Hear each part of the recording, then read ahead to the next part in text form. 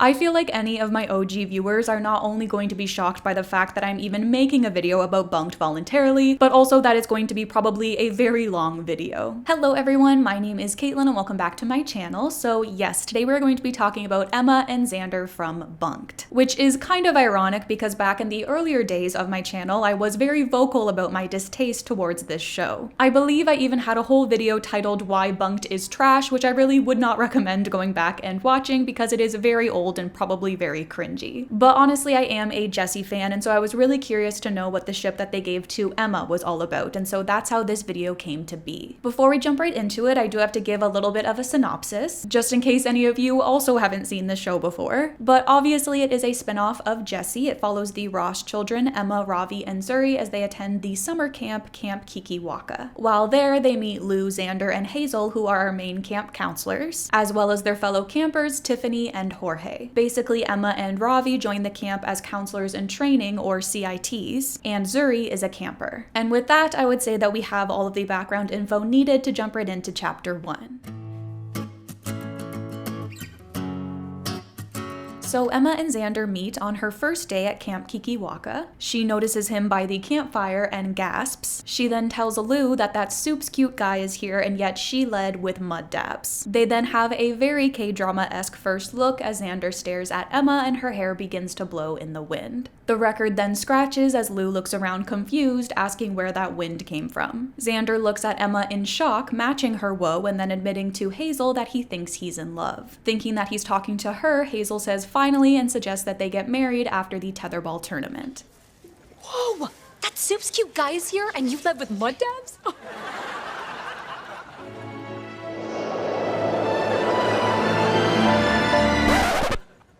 Where did that wind come from?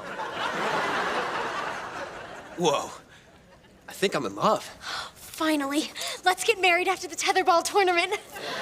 So now, love-struck, Xander rises and approaches Emma. The couple introduces themselves to one another as they shake hands, kind of still in a daze. Lou then announces to Hazel that it looks like Cupid has shot his arrow. So as far as meet-cutes go, I think that it's safe to say that at least for me, I am a little bit unimpressed. I personally need just like a little bit more substance than the whole love at first sight thing, and I think it's really rare for that to even be done well in the first place. And in my opinion, it's just lacking something here. But I think I'm also clouded by the fact that meet cute that we just went over is basically like the start and the end of these two developing feelings for each other. They see each other, they're immediately enamored with one another, and then from that point on, they're basically in love. There's never like a true feeling stage with this couple, and they never even really go over what it is that they like about the other person. I feel like it's just assumed that since they're both hot, they're immediately in love, and that's that. Whereas I personally just need a little bit more substance than that to really get invested in a ship. Which is honestly disappointing because I feel like if we had actually gotten some real development after their initial meeting, then maybe I would be sitting here praising it instead of the opposite. Later, Hazel approaches Emma and tells her that Xander is hers. This causes Xander to stand and announce that he isn't. Nonetheless, Hazel tells her that she should go back to New York before one of her long legs ends up in a bear trap. She then fakely tells her that she'll see her at the friendship circle before giving her a big smile and walking off. Stunned, Emma looks back and forth between Hazel and Xander, and Lou shares that Hazel's not exactly good with new people, or old people, or just people in general. So this is kind of the start of the whole Hazel situation, and she is a fairly present force throughout their relationship, at least as far as the first season is concerned, which is funny because I kind of feel like Hazel's whole existence is really the only thing that makes this ship unique. She's kind of the only real outside force that creates a conflict within their relationship, and I don't think that she was a very beloved character. Like, I'm pretty sure the general consensus is that she was fairly annoying, but I actually don't hate Hazel at all. I actually think that she's the most unique character on the show, and I low-key feel like it would have been more interesting if they gave her a redemption arc and then she ended up with Xander instead, but we'll get more into that later. So Hazel's torment then continues during the obstacle course the following day, as Emma nearly misses an arrow from her aimed at her head. Then while she's crossing a tightrope over a mud pile, Hazel chucks a ball at her. Screaming, Emma falls face first into the mud and everyone laughs at her. Hazel then tells Lou that we'll see how Xander feels about Little Miss Perfect now. And as if on cue, Xander then runs in with a towel. He helps her out of the mud, asking if she's okay, and she jokes that she's better than those worms that she just fell on. He then moves her hair out of her face as he begins to clean up the mud. This causes Lou to tease Hazel that she thought that he wouldn't like a pretty girl covered in mud. Emma, are you okay? Well, I'm better than those worms I just fell on. A pretty girl covered in mud, and you thought he wasn't gonna like that?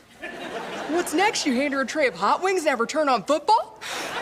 Now, this moment I like. I like seeing Xander rush to her rescue and the look that they share here. And Lou is also really great in this moment. She was honestly one of my favorite parts of the series overall. Later, Emma complains to Lou that Hazel's never gonna let Xander near her. A paper airplane then flies through their window and Emma gasps, saying that Xander sent her a text on paper. She then fangirls over him wanting her to sneak out tonight to meet him at the spot. Lou then explains that the spot is a place in the woods where all of the kids go to, you know. She then steps aside and does that makeout thing with herself with like her hands behind her back. That night, Emma and Zuri head out to the spot. Emma begs Zuri not to come with her, but Zuri doesn't want to go back to her cabin. Emma then falls into a giant footprint and the girls hear a growl coming from the trees. She asks if that was the Kikiwaka and Zuri says that she should stay there and find out as she runs off. Back at camp, we see Hazel making a move on Xander in the mess hall. Lou then comes in, surprised to see him, and asks him what he's doing there. She then reveals to him that Emma went to the spot because he sent her a note telling her to meet him there. Xander then reveals that he didn't send her any note, and Lou is quick to put the pieces together, calling Hazel a rat and accusing her of sending Emma out alone in the woods. Now upset, Xander says that they have to go find Emma and Zuri. Now in the woods, we see everyone calling for the girls. They then notice the giant footprint that we saw earlier and also hear some rustling in the bushes. Xander then gets everyone to be quiet as we start to hear some more growling as well. They then scream and all end up running directly into the girls, with Emma and Xander running directly into one another.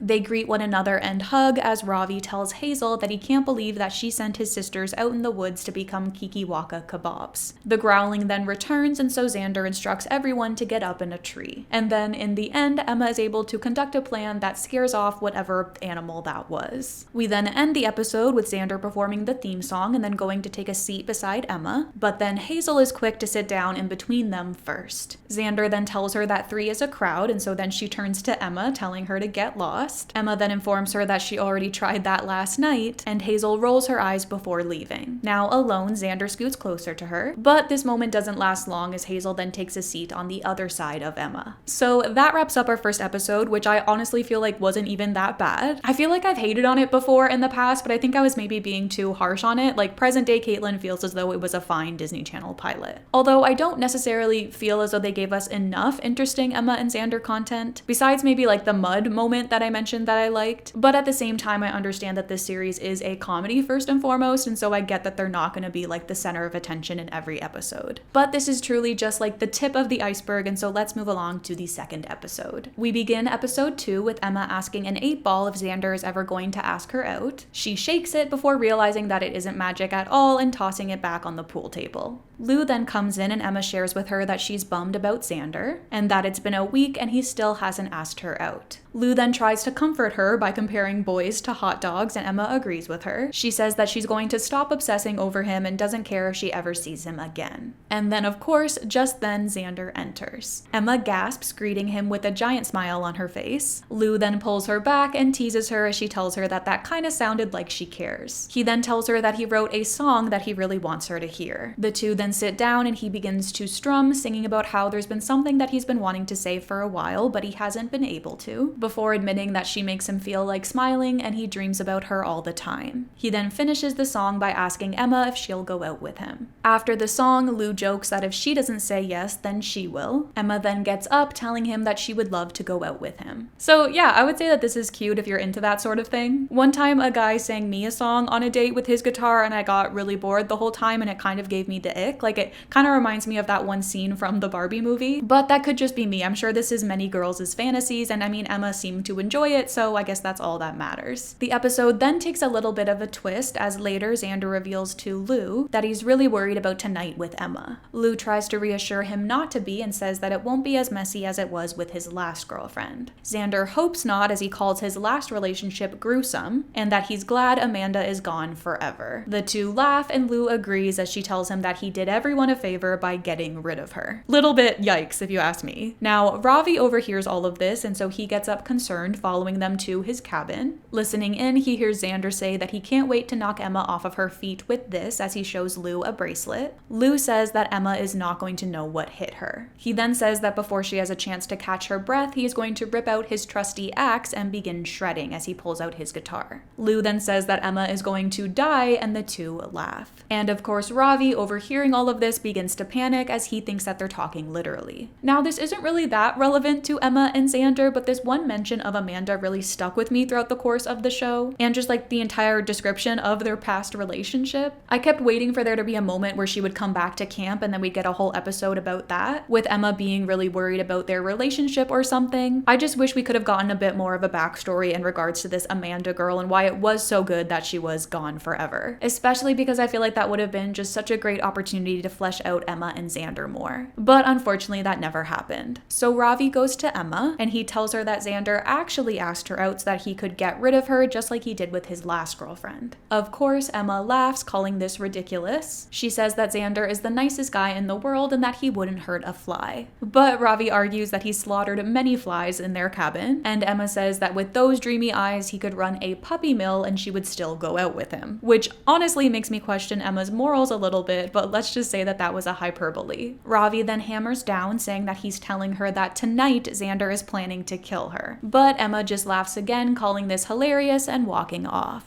Moving on to the spot, we see Emma and Xander there with a picnic blanket set up. He tells her that he hopes she likes it and that he picked this spot specifically for her because no one else will be around. She smiles at this, saying great, before he takes her hand and the two of them sit. She notes that it's comfy and he tells her that it should be, as he spent an hour removing all of the rocks. She tells him that he's so thoughtful, before laughing and saying that he wouldn't believe all of the crazy stuff that Ravi said about him. He then turns around, but now holding an axe, as he asks her what he said. Emma then pauses before stuttering, saying not you, Eunice, the laundry lady, and that she's been stealing socks to create a puppet army. Xander exclaims that he heard that too, and Emma is shocked as she clearly just made this up. Not you.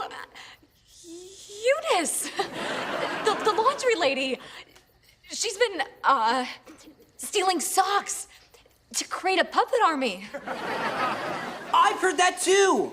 You have? So now I feel like I'm disappointed because I feel like this episode started off really strong with him dedicating a song to ask her out and all of that, and now it just feels like their first date has been turned into a punchline. Like I said in regards to the first episode, I do understand that this series is a sitcom first and foremost, but I'm just disappointed because I feel like they really hyped up a nice romantic episode and then this is what they gave us, which sucks, especially because I really would have liked to see how this date could have unfolded. Later, we see Xander sharpening his axe on a knife block. He then smiles at her as Emma backs away in fear. She then stutters before asking why he's sharpening an axe, and he dumbly replies because it won't cut through anything if it's not sharp, and that otherwise he'd just be hacking and hacking and hacking. He then keeps repeating this while doing the hacking motion, and so Emma tells him that she gets it. Xander then gets up and removes a tarp from in front of them, revealing a shallow grave that he's dug out. Emma then continues to panic, asking why there's a hole there. He tells her that he dug it earlier for her, and that's how they're going to end the night. He then walks over to his bag, listing the items that he brought, which includes a backup axe and trash bags, before telling her that things are going to get messy. Emma then stands up and says that it's getting pretty cold, and so she's going to head back and grab a blanket. And the police, she says to herself under her breath. This causes Xander to rush over and stop her. He then grabs her and says that now that she's here, he's not going to let her leave, and that he's been thinking of this moment ever since he laid eyes on her. Now scared, Emma backs away before admitting that when she first saw him, she just wondered how many push-ups he could do. He tells her 100 and that he's got a lot of upper body strength, and then reaches back down and notes that it's time to get chopping as he gets his things together. This causes Emma to spring into action as she grabs a fallen tree and whacks Xander in the back, knocking him down. Xander flinches, asking her if there was a mosquito on him, as he tells her that he thinks she got it. We then see Emma repeatedly whacking Xander with the tree branch, asking how dare he try and hurt her. And Xander is quick to note that that's coming from the girl who is currently beating him with a branch. Emma then says that Ravi was right and that he was going to chop her up with that axe, put her in a garbage bag, and then bury her in that hole. Shocked, Xander gets up and asks her what she's talking about. He then explains that he was going to chop wood with the axe and then build a bonfire in the hole and make her s'mores. Emma argues that Ravi overheard him talking about shredding, and he reasons that that's what musicians call playing their guitars as he goes back over to his bag and pulls his out. Emma then lets out an "oh" as she drops the branch that she was holding and concludes that his ex isn't dead. Xander explains that she's not and that she just got mad after he broke up with her, so this year she's at theater camp. Emma then admits that this is the most embarrassing moment of her life and asks if he can forgive her, and then he grabs her hand saying of course. She then adds that she's really sorry that she let Ravi almost ruin their date, and just then in comes Ravi announcing that he will save her before tripping and falling in the hole that Xander dug. Can you ever forgive me?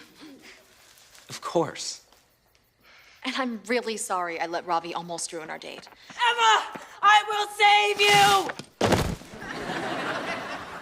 I spoke too soon. Hey, look, the body wound up in that hole after all.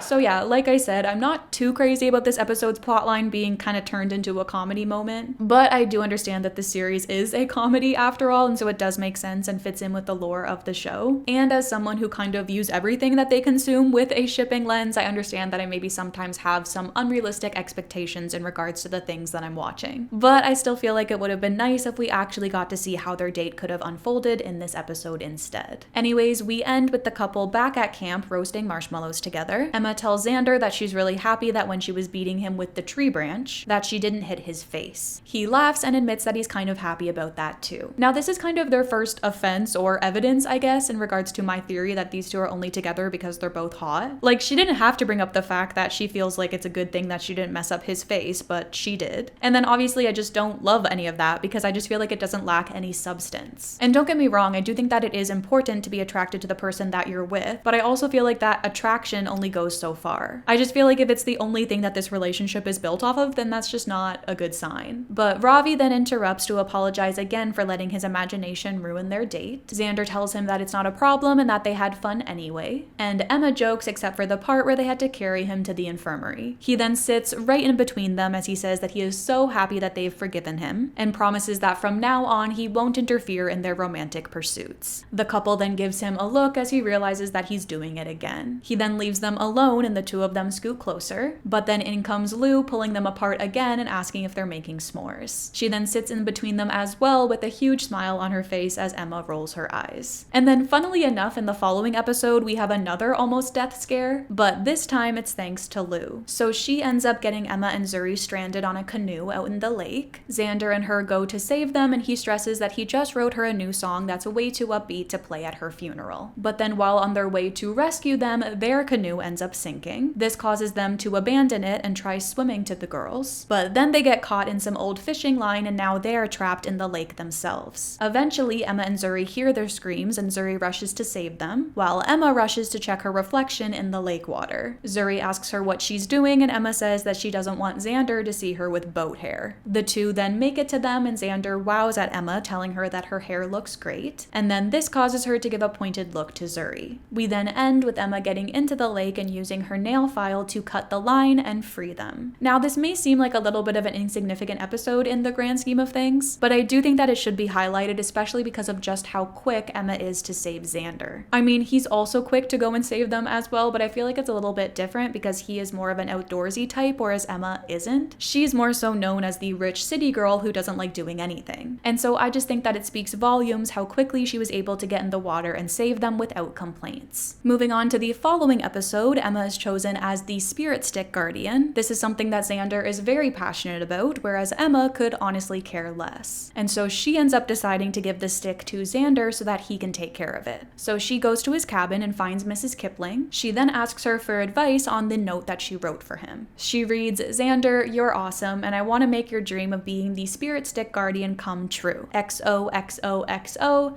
Emma." Mrs. Kipling makes a lizard noise and Emma concludes that she's right, one too many XOs, and that she doesn't want to come on too strong. She then leaves the note and the stick on his bed before leaving. Later, Emma tells Lou and Zuri that she gave the stick to Xander. The girls then get upset with her as this means that she failed as guardian and now their whole cabin is going to get bad luck. but Emma just argues that Xander wanted to be the guardian of the stick and she wants to be the guardian of him. And then, just as Lou predicted, the girls then suffer from some bad luck, and this brings Emma back to the Grizzlies' cabin. Xander answers the door and then jumps back in shock at the sight of Emma covered in purple goo. He notes that that must have been one big bird, and Emma sarcastically retorts that, yeah, it's blueberry bird poop. Xander then changes the subject, thanking her for the stick and saying that being the guardian is awesome. Emma then says about that as she reaches in to grab the stick, but is then stopped by all of the girls hitting the side of his cabin as they're all currently attached to a bench. Xander then steps back in confusion as the three of them make their way into his cabin. Lou then explains that it's the bad luck, and ever since Emma gave him the spirit stick, they got bench butt. And so Emma then tells Xander that she would really appreciate it if he would give her the stick back. But then he argues that she gave it to him with a really nice note and asks her if she didn't mean all of those XOs. Gasping, Emma says that of course she did and that she'll get him something else, asking if he likes baseball and that she can get him season's tickets or a team. He then asks her if she realizes that if he gives her the stick back, then his cabin will have bad luck. She excitedly says yes, concluding that they're in agreement and asking him how he feels about the Yankees. All of the girls then try to reach for the stick, but then we cut to them being kicked out of his cabin. Okay, so first of all, I acknowledge that I maybe have an unfair bias as a female myself, but from my perspective, I feel as though Xander should have immediately given Emma the stick back after she asked for it. It was hers to begin with, and she made the choice to give it to him without knowing the consequences. And as a gentleman and a good, I was gonna say boyfriend, but I guess they're not official yet, so as a good potential boyfriend, I feel as though he should have made that sacrifice for her. And I think that I would feel very differently about this ship if he was immediately like, Emma, you know what, I really like you, and I don't want you suffering because of me. And so sure, I'll give you back the stick and face the consequences. But I acknowledge that that might be coming from like my unfair gender bias, and just because she's the girl doesn't automatically mean that he should give it to her. That's just personally what I would have preferred to see.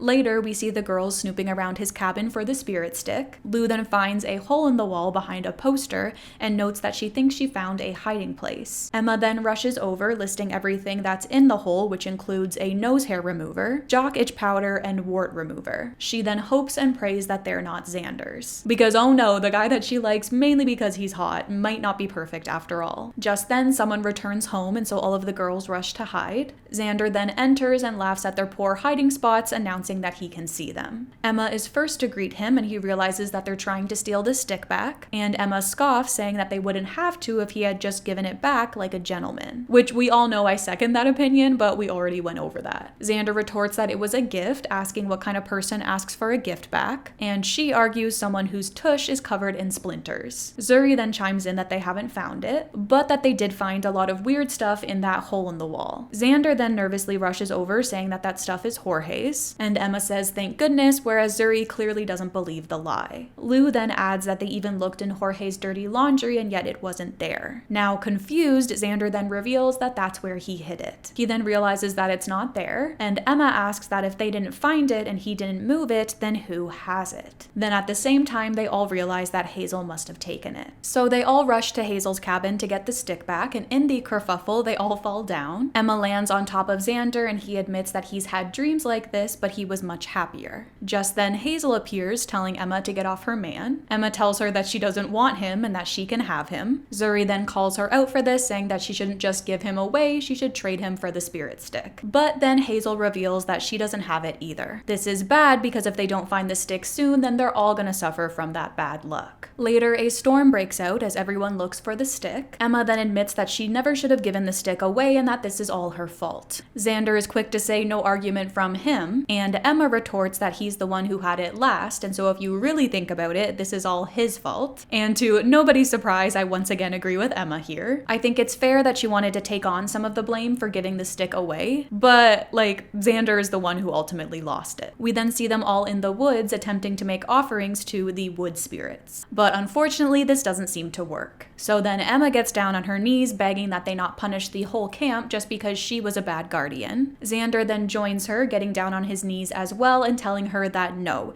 he was the bad guardian as he's the one who had the stick last. He then begs the wood spirits to punish him instead. I will say that I do think that it took him a little bit too long to get there, but I'm glad that he made it there eventually. The next day, we see that the skies have cleared up and it appears as though their bad luck is over. Then, while Ravi is doing his swimming test, he finds the spirit stick underwater. Xander takes it and gives it to Emma. He tells her to have it and that it was hers in the first place. Emma then hands it back to him, telling him to take it as she gave it to him as a gift. And then Hazel grabs it and says that she'll take it. Just then, Mrs. Kipling grabs the stick and takes it back underwater, and we realize that she was the real culprit after all. In the end, Emma shows a plaque that she's made for it and says that they can display it in the mess hall, that way they can all be the guardians. Everyone else leaves, and then Xander notes to Emma that it looks like they survived the bad luck. Emma agrees that they did, but that they've had some good luck too. Hazel then comes in and interrupts this exchange as she begins to clean Xander's shirt with a lint roller. And then we have kind of a big episode, as this next one is kind of the main one that I always go back to whenever somebody asks me why I dislike this ship so much. And if you're familiar with this show, you probably know which one it is. But nonetheless, let's move on to episode 5. So Xander asks Emma if she wants to be his partner for an upcoming fishing competition. She says absolutely, and so then he asks her if she's ready to do some freshwater fishing. Emma says freshwater, sparkling water, you name it. She'll even throw in a twist of lime. And he just says cool and walks off. Lou then comes over and Emma fangirls over Xander asking her out on a fishing date, noting that they get to spend all day together in a canoe and that it'll be so romantic. Now, first off, I just have to say that I am also a partner to someone who enjoys fishing, and as someone who also doesn't exactly share that hobby, I could immediately tell where this was going. Even if you didn't, I feel like you could probably tell as well. So we then see the couple out on the lake in a canoe. Xander has the fishing supplies and Emma has a parasol. He then announces that they made it to his lucky spot, and she asks if he brings all the girls there. He says yeah if they want to catch a fish, and then asks her what type of lure she likes to use. Emma says that she doesn't know, maybe a crop top or a little extra lipstick, and he laughs before cutting up a worm as their bait. Emma gasps, telling him that she can't believe that he just chopped that poor worm in half. He asks what the big deal is and that he's about to get eaten, and so it's a bad day for him either way. He then gives one of the worm halves to her and tells her to put it on her hook. Later, the couple has their rods in the water, as Emma asks Xander what he likes to do for fun in his spare time. Xander simply replies, fish, and smiles, which again just reminded me so much of my fiance. Emma says that she can see why, as she sarcastically adds that it is totes exciting. But then Xander says that they should actually stop talking as it tends to scare away the fish. And so Emma agrees to no talking.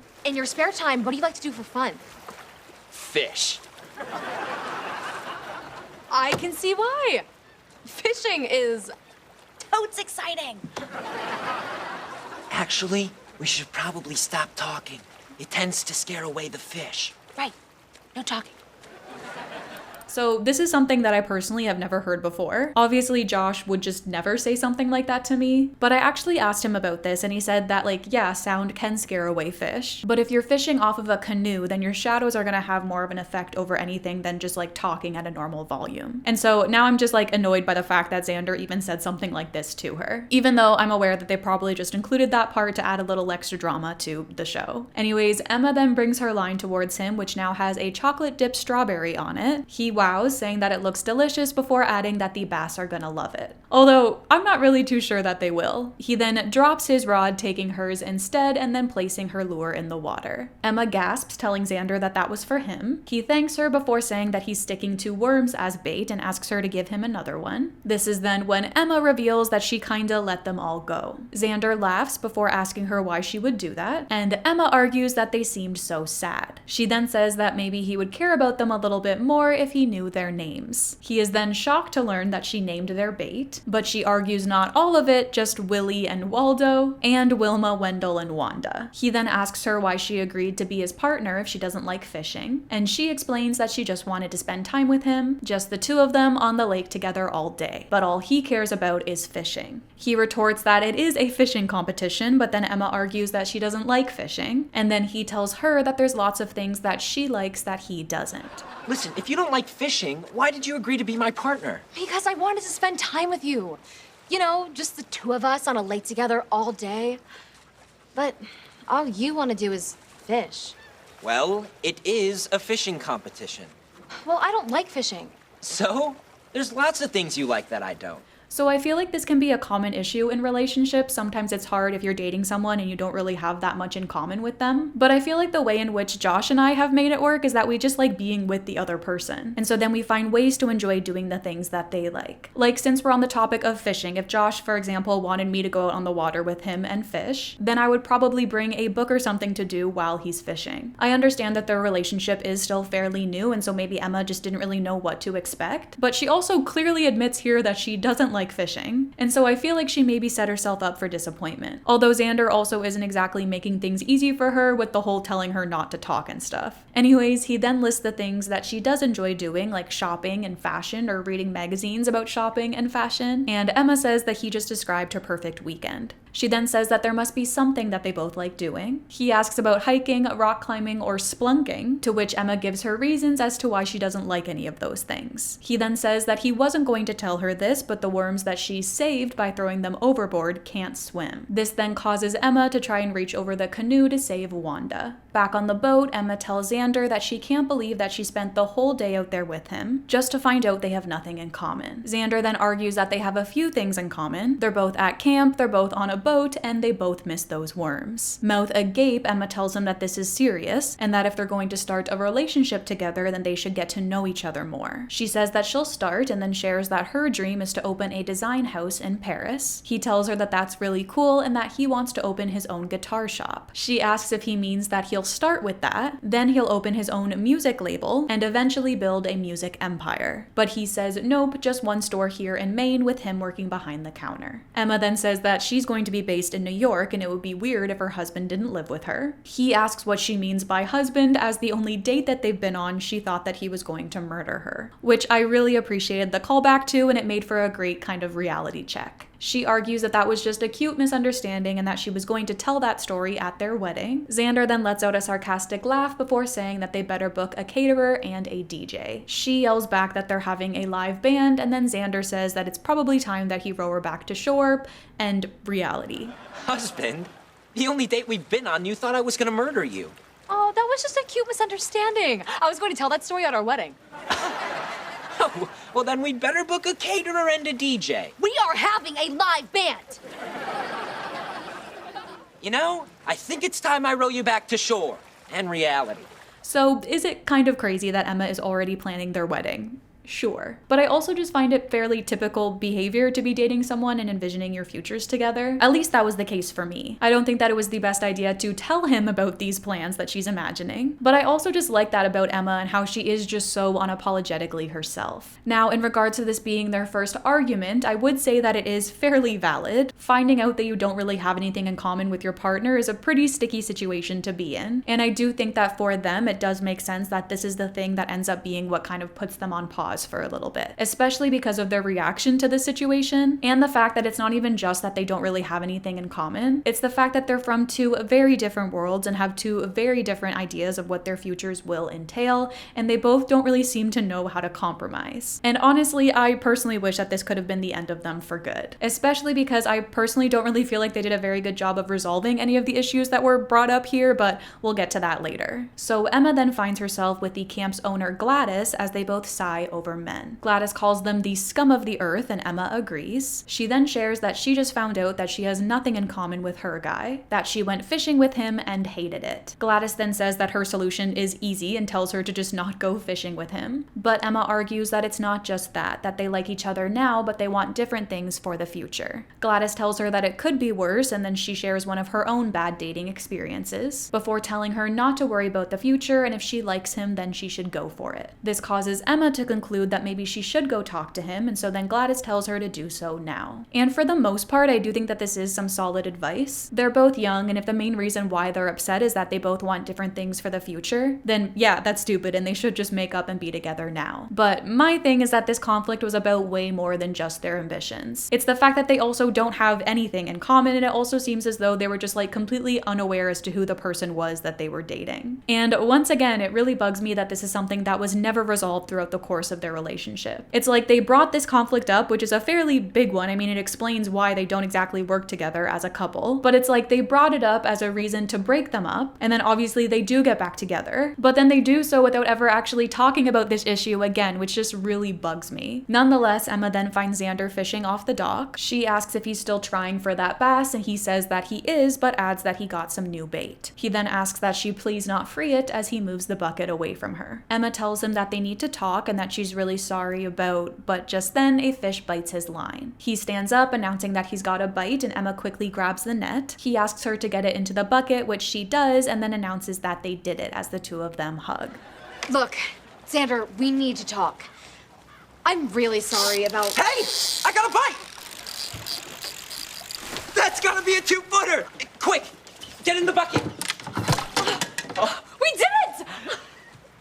So this is great, obviously. I do enjoy all of this. It shows that Emma is capable of doing something with him that he likes, and it's a cute moment with their hug. I still personally feel like the couple does lack a little bit of chemistry, which I feel like would have made this moment even better. But on the surface level, this moment is fine and cute, and I'm sure it's even better if they're like one of your favorite ships. So Emma then tries to go back to their conversation from earlier, but then he tells her that she doesn't have to say it, that he's been thinking too, and she's right, that they don't have much in common. That if they started dating, they probably wouldn't have much of a future, and so he guesses that they should just remain friends. Emma goes quiet, letting out an "oh" as he asks her if that's what she was going to say, and she lies, saying that it was.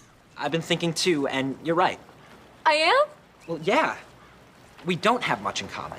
If we started dating, we probably wouldn't have much of a future. So, I guess we should just be friends. Oh. That is what you were gonna say, right? Yeah. Yeah, that's exactly what I was going to say. So I feel like this is good too. It's a great way of showing that they're moving on to this friendship chapter, even though it's not necessarily what either of them wants. And I only think that that was able to be read that way because of their acting. So I do think that both actors do a really great job in that regard. But again, I do kind of have to go back to that chemistry aspect, as I do find it to be a little bit lacking here as well, but that's just my own personal perspective. So Xander then says great, noting that that's the first thing that they've agreed upon all day. He then asks if they're buds, and she says sure. They then fist bump, and Emma tells him that she'll see him later. She then leaves and looks back at him once more as she goes. Which, I mean, if we did still have any doubts as to how Emma feels about him, we can at least thank Andy Mack for the look back moment to confirm it. But now it's Xander's turn to find an unlikely confidant. So Murph, the camp's chef, finds an upset Xander outside. He shares that he's down because of Emma, that he told her he was cool with being just friends because that's what she wants, and then Murph concludes that that's not what he wants. He says no and asks if he has any advice for him, but Murph just tells him to never eat the meat there before leaving. Then during the announcing of the fishing competition's winner, Emma says that she had a great catch too, but she lost him. He had big green eyes, a huge smile, and could play the guitar like an angel. She then excuses herself as she begins to cry. So overall, I would say that this is a pretty solid episode, although it is the main reason as to why I don't exactly think that Emma and Xander work well together as a couple. It is still a pretty decent episode nonetheless. I mean, they gave us a conflict and a reason for them to break up and then executed it very well. And I do think that this is a conflict that I have touched on before in one of my other ship videos, but I can't for the life of me remember which ship it was, and so if any of you guys do remember, please let me know in the comments. Anyways, we then have a bit of a pause as far as their relationship is concerned now that they have entered back into the friend zone. Or I guess now that they're in it to begin with, as basically when we started out the show, they were already in the lovers zone. But this doesn't exactly last long, as just 5 episodes later, they then get back together. So on to episode 10, we start off with Emma and Ravi looking for a kid's retainer in the campfire pit. Xander then comes over and offers Emma a hand as he tells her that she's really rocking that soot. She then thanks him and jokes that she's been working on her smoky eye. Lou then comes in chanting CNO and explains that tonight is their annual counselor's night off. Xander then explains that one night a year they throw a killer party at the spot. He then invites Emma to join them, saying that he wrote a new song that he really wants her to hear. She says that she'd love to go and Lou goes to say something, but then Hazel interrupts. She then pushes herself in between them and loudly announces that she can't come. She tells her that tonight is for counselors only and laughs in her face. Xander then asks if they can make an exception for Emma, reasoning that she is her bestie, and Lou says that she wishes she could, but it's tradition and they didn't get to go when they were CITs. Emma says that she gets it and Lou and Xander apologize. Later, Hazel tells Lou that she thinks she has a shot with Xander tonight, since him and Emma are just friends and she'll be there and all available. She reasons that people fall in love all the time time at the spot, and now she has a new strategy. She's decided that she's not gonna hit on him at all and that she's just going to let him come to her. So I know that if they actually did go forward with the whole Hazel and Xander plotline, that it would have been super toxic and borderline abusive due to the behavior that Hazel has displayed. And also just like they never would have done that because they would never put the leading man with like the weird side character. But like I mentioned earlier, I would have been totally down for them giving Hazel some solid character development, with her dropping her Xander obsession and then him maybe finally being able to see her differently. It kind of reminds me of Joey and Willow from Liv and Maddie, as that was another kind of obsessive situation where things turned out differently in the end. And I low-key feel like that would have been more of an interesting storyline than we got with Emma and Xander, but I also understand that I'm probably very much so in the minority with that opinion. Anyways, we then see Emma tell Ravi that she really wishes that she was at the party tonight, watching Xander sing the song that he wants to play for her, chop firewood with an axe, and then fend off Hazel with an even bigger axe. Ravi then asks if the two of them are back together, and she says that they're just friends, but she admits that this seemed like the perfect opportunity to change that. Ravi then agrees that the spot is a magical place, that their parents hated each other when they first got to camp, but then one night at the spot they fell in love. Kind of a random lore drop, but it does play into things, and she begins to panic as she says that that sounds exactly like Xander and Hazel. She then asks Ravi what if they fall in love tonight. She then concludes that she has to go out there, and she runs off. So we then get to the spot where everyone is partying and Emma is watching over them from the bushes. Hazel is going forward with her plan of no hitting on Xander, and this leads to him telling Lou that he sure likes this Hazel a lot more than Psycho Hazel. Hazel overhears this and celebrates, saying that Xander is warming up to her. And of course, Emma overhears this and gets upset, saying that she hates the spot. Later, Hazel encourages Xander to play his new song. Emma, still eavesdropping, then gets upset with this as he was supposed to play his new song for her. This causes her to yell no and then reveal herself from the bushes. Hazel is quick to tell her that she's not supposed to be there, and Emma says that now she knows why, before telling Hazel and Xander that they can have each other. Hazel celebrates this while Xander is shocked and confused. She then goes to leave, but Xander stops her, grabbing her by the arm and asking her to wait. Emma tells him that she doesn't want to hear it or his song as she releases her arm from his grasp. This causes Xander to trip and accidentally drop his guitar in the fire. He then turns to Emma, telling her that now she doesn't have to. Emma is quick to apologize, but reasons that she was just so upset that he might have been falling for Crazel. And no, I didn't just pronounce Hazel wrong, that's literally what she calls her. He then reassures her that that would never happen. Not if they were the last two counselors on Earth.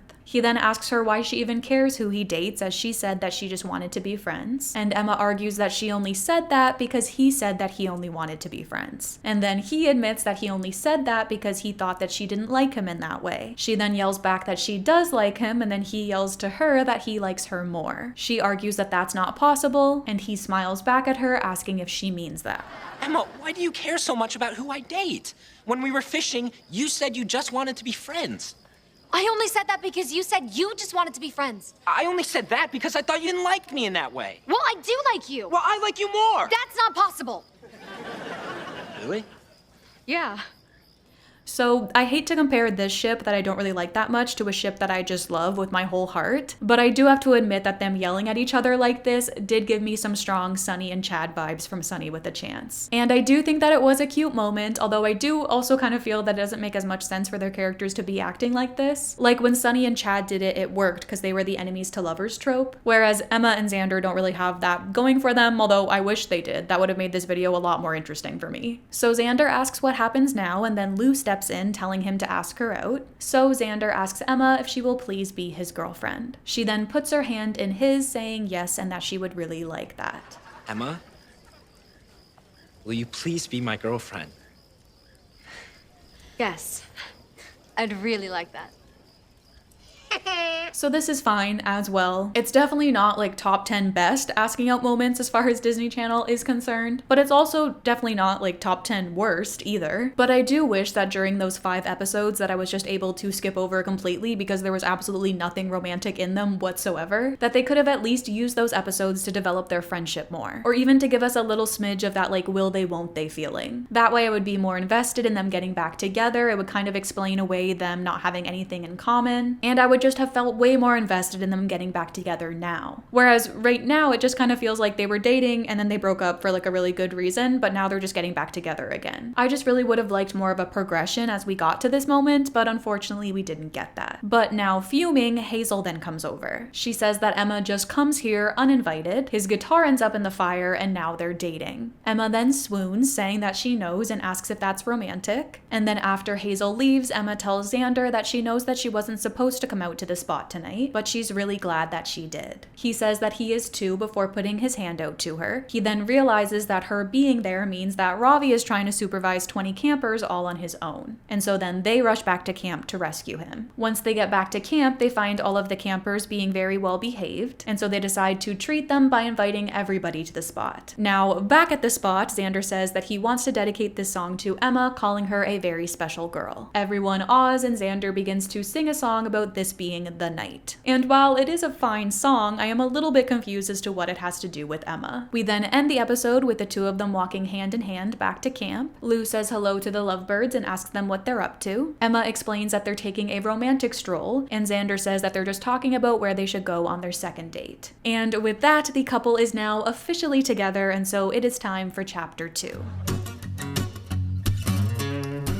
In the following episode, we don't get much besides a few moments, like Xander telling Ravi that helping kids is the best part about being a counselor. Well, that and helping cute CITs jump on the water trampoline. And when he first said this, I was like, whoa, whoa, whoa, hold your horses there, buddy, like you and Emma just became official. But then he clarifies that he was referring to Emma. But this whole episode is actually about Jorge being homesick, so the gang then decides to dress up as his family and host a family dinner for him. And this includes Emma and Xander posing as his mother and father. This then leads to a fight between the couple when Emma lifts up a spoonful of leaves and Xander tells her that this was supposed to be a very special dinner for Jorge, asking if that's really the best that she could do. Emma laughs nervously before saying yes and that it's not like there's any wild hamburgers growing out in the woods. He then tells her that all he's saying is that it looks like a tree threw up, and then she yells back that it's easy to complain when he's not the one who cooked it. The rest of the table then breaks out into arguments before Jorge yells for them to stop. And I don't really have much to say about this argument in particular. Obviously, Xander was being a bit much here and not really appreciating the work that Emma had done for him. But I also understand that this dinner was something that was really important to Xander. And it's also just like kind of obvious that they just wanted them to fight like a married couple for the whole plot of the episode. And so I feel like it's kind of hard to judge that. Up next, we have Luke's first cameo episode where the couple comes to learn that once again, their partner might not be perfect. I feel like my eye is gonna start twitching. Anyways, Emma introduces Luke to Xander and asks that he not embarrass her as he is her boyfriend. But of course, Luke is Luke after all, and so he is then quick to share that Emma snorts when you tickle her elbow. She says that she doesn't, but then she's quickly proved wrong when Luke does just that and she snorts. This causes Xander to try to hold in a laugh, and then Hazel comes over asking if Luke is Blondie McPerfectPants' brother. Luke then argues that Emma isn't perfect and does the elbow thing again, and everyone laughs at her, including Xander. Hazel says that that's hilarious, and Xander finally stops laughing to say that no, it isn't. World's best boyfriend, everybody. Later, Jorge and Ravi show Luke the spot, and Jorge tells him that this is where Xander and his sister come to chat. We then get to the main plot of the episode, which is that this hotshot guy from this other camp is challenging Camp Kikiwaka for ownership of the spot. We later get the same joke again when Xander stresses to Emma that they can't lose the spot. Otherwise, where would they go to chat? Emma agrees that she loves, and then she notices Zuri, and she quickly corrects herself and says that she loves chatting there. But Zuri isn't fooled by this as she gives an mm-hmm. She then calls her a hog chuckler and tells her to pass her another arrow. Emma tells her that that's rude, and so then she says the same thing again but adds a please. And Xander tells her to not re-snort to name-calling. He then quickly realizes what he just said and then says that he means you have to be the pigger person. He then goes to clarify again before changing the subject to the spot competition, asking if she just hates the guy that challenged them. And Emma retorts him among others. Zuri, let's not resort to name-calling. I mean, you have to be the bigger person. I mean, don't you just hate Eric? Among others. So once again, world's best boyfriend, everybody. This is the relationship that they're telling kids is admirable, which is just so annoying because what Emma did isn't even that embarrassing. So I really just like don't understand why he's so stuck on it. Actually, I do, and it's the reason that I've been saying all along, and it's that they only like one another because they're hot. Anyways, Xander then decides to tell Emma something embarrassing about himself to even the playing field. He then tells her that he has a fake pinky toe. Emma then asks how he's able to play Little Miss Piggy if he's missing a toe, which is a totally logical follow-up question to the information that he just shared. But this question then seems to hit Xander a little bit hard as he gets choked up and admits that no one ever goes wee wee wee all the way home. And like, once again, I know that this is a comedy series first and foremost, but like, come on, like this is a little bit ridiculous. We then have a callback to this moment later on during the competition because this episode just truly loves repeating jokes that really weren't even that great to begin with. So Xander asks Emma what they should do since they're running out of arrows. Emma says that she doesn't tow and then asks that they keep firing or else they'll be dead feet. Xander then gets mad at her, but Emma argues that it wasn't on purpose, and besides, he laughed at her snort. Zuri then chimes in saying that they both found out that they're not perfect. Boo-hoo, welcome to the real world. Speaking of arrows, we're running out. What do we do? I don't tow. Did you just say toe? No. Now let's keep firing. Otherwise, we're going to be dead feet. I mean, meat.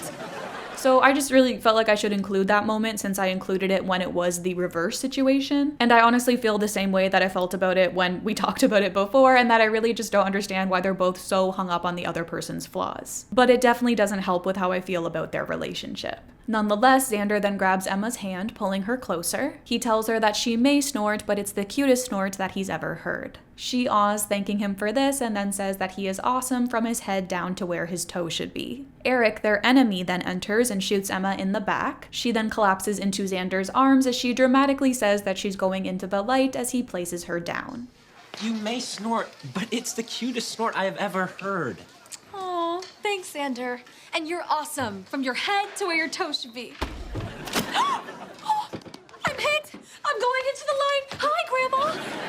Now, I kind of wish that they could have played into this moment a little bit more. I know that he had to kind of let her down here because he was about to get hit as well, but I feel like this was just a great opportunity to have a little bit of a romantic moment with her falling into his arms. But then him just like immediately placing her down on the ground kind of ruins it for me. But once again, that's probably just my shipping mind talking. Eric then gets Xander out as well and says that he heard what they said, calling them two imperfect weirdos that deserve each other. And in case you didn't know, the guy who plays Eric is actually Peyton List's real-life twin brother, and so that's a little fun fact for you all. Moving on to episode 14, where we don't exactly get much, but I'll cover what was included. First, we see Emma and Xander getting all cozy during a meteor shower. She asks him if it's romantic, but then before he can reply, Jorge gets in between them for a popcorn snot rocket. Annoyed, Emma then notes that it was romantic. But now it's time for the counselors to give the CITs their midsummer performance evaluations. And this leads Xander to tell Emma that it's too bad that he's not the one evaluating her, as he would give her top marks for those gorgeous eyes. Chaos, of course, then ensues after Lou and Xander give Ravi and Emma poor evaluations, and this leads to Gladys forcing some team building activities on them. While doing this, she threatens finding new counselors for next year, and this leads to Xander arguing that he loves his job as he gets to hang out with his girlfriend and roast marshmallows. And then obviously everything works out in the end, and so let's move on. Episode 15 is our next real Zemma episode, and we begin with Xander telling Emma that he knows that they were supposed to hang out tonight. Oh, it's this episode? Not this one. But he reasons that taking the kids camping is kind of like a date. Emma agrees, joking that instead of perfume, she'll be wearing bug spray. He flirts that it may repel mosquitoes, but it won't repel him. He then goes to hug her, but ends up coughing and backing away after inhaling all of the bug spray that she just applied. Emma asks if they can go out tomorrow night, but Xander can't as he's teaching guitar lessons. He asks about Friday night, but then Emma can't because she's teaching an archery seminar. Disappointed, Xander then says that ever since they started dating again, they haven't had much alone time together. Jorge then greets them, and Emma jokes that their streak continues. So a solid episode premise. I feel like we've seen this before where like a couple really wants to spend time together, but their schedules just aren't allowing it. It's a good way to have some conflict without it being either of the person's fault. On the way to their campsite, Xander picks a flower for Emma. He gives it to her saying, "A pretty flower for a pretty girl." Emma smiles at this, but then Tiffany takes the flower from her and squishes it in her book. At the site, Emma tells Xander that this might actually be a good spot for a date one day, as it's actually pretty romantic. He then suggests that after the kids go to bed that they have a mini date together. Emma thinks that this is a great idea and notes that it's too bad that they have a whole night of activities planned. Xander agrees before the two of them share a look. We then see the two of them rushing through all of their activities, serving dinner while it's still light out and taking their food away before they've had a chance to finish it. Xander then rushes through their traditional campout song, and Emma does the same with her ghost story. He then announces that it's time to hit the hay as he throws the campers into their tents. And when I say throw, I actually mean literally. Emma then relishes in their alone time, but unfortunately for them, the kids aren't falling for it, as they then come out of their tents telling them nice try. Later, Emma and Xander go to collect some more firewood, and so Xander leaves the kids with a walkie-talkie in case of an emergency. While in the forest, Emma notes that it's a beautiful night. Xander agrees and says that he's really glad that they got to do this, adding that nothing could ruin this night. And I'm sorry, but I am just such a Pod Meets World stan that I have to say set up, set up, set up. As just then, they both fall down a hole. Xander is quick to ask Emma if she's okay, and she says that she thinks so before asking him if he's okay. He jokes that his knees broke his fall before concluding that it looks like they ended up in an old abandoned mine shaft. Emma then panics that nobody knows that they're there and that they have to find a way out. Xander tells her that he's got this and that he'll just climb those boards over there, but then when he goes to do this, they snap under the pressure. Emma then grabs him, telling him to be careful and that this whole place could collapse on them. When we cut back to the couple, Emma tells him that this is terrible. He then argues that on the bright side, they finally got their alone time. But then Emma argues that if they don't find their way out, it's going to last for the next 100 years. Xander then tells her that it won't, attempting to comfort her by saying that they'll starve to death in 2 weeks tops. He then finally realizes that they still have their walkie-talkie and goes to radio the kids for help, but then when he tries to do this, the walkie-talkie is unresponsive. He then concludes that the mic and the speaker must have broken in the fall. Emma says that they're on their own and asks how they're going to get out of there. Xander then notices a tunnel and suggests that he go through it to see where it leads. Emma asks if he's sure and he says absolutely, telling her not to worry as he was gifted with a natural sense of direction. We then cut to Xander breaking through some boards and yelling to Emma that he thinks he found a way out. But then he walks directly back into her. She then calls out his natural sense of direction comment, and he reasons that maybe it's just an above ground thing. Just then the walkie-talkie begins to emit some static noise,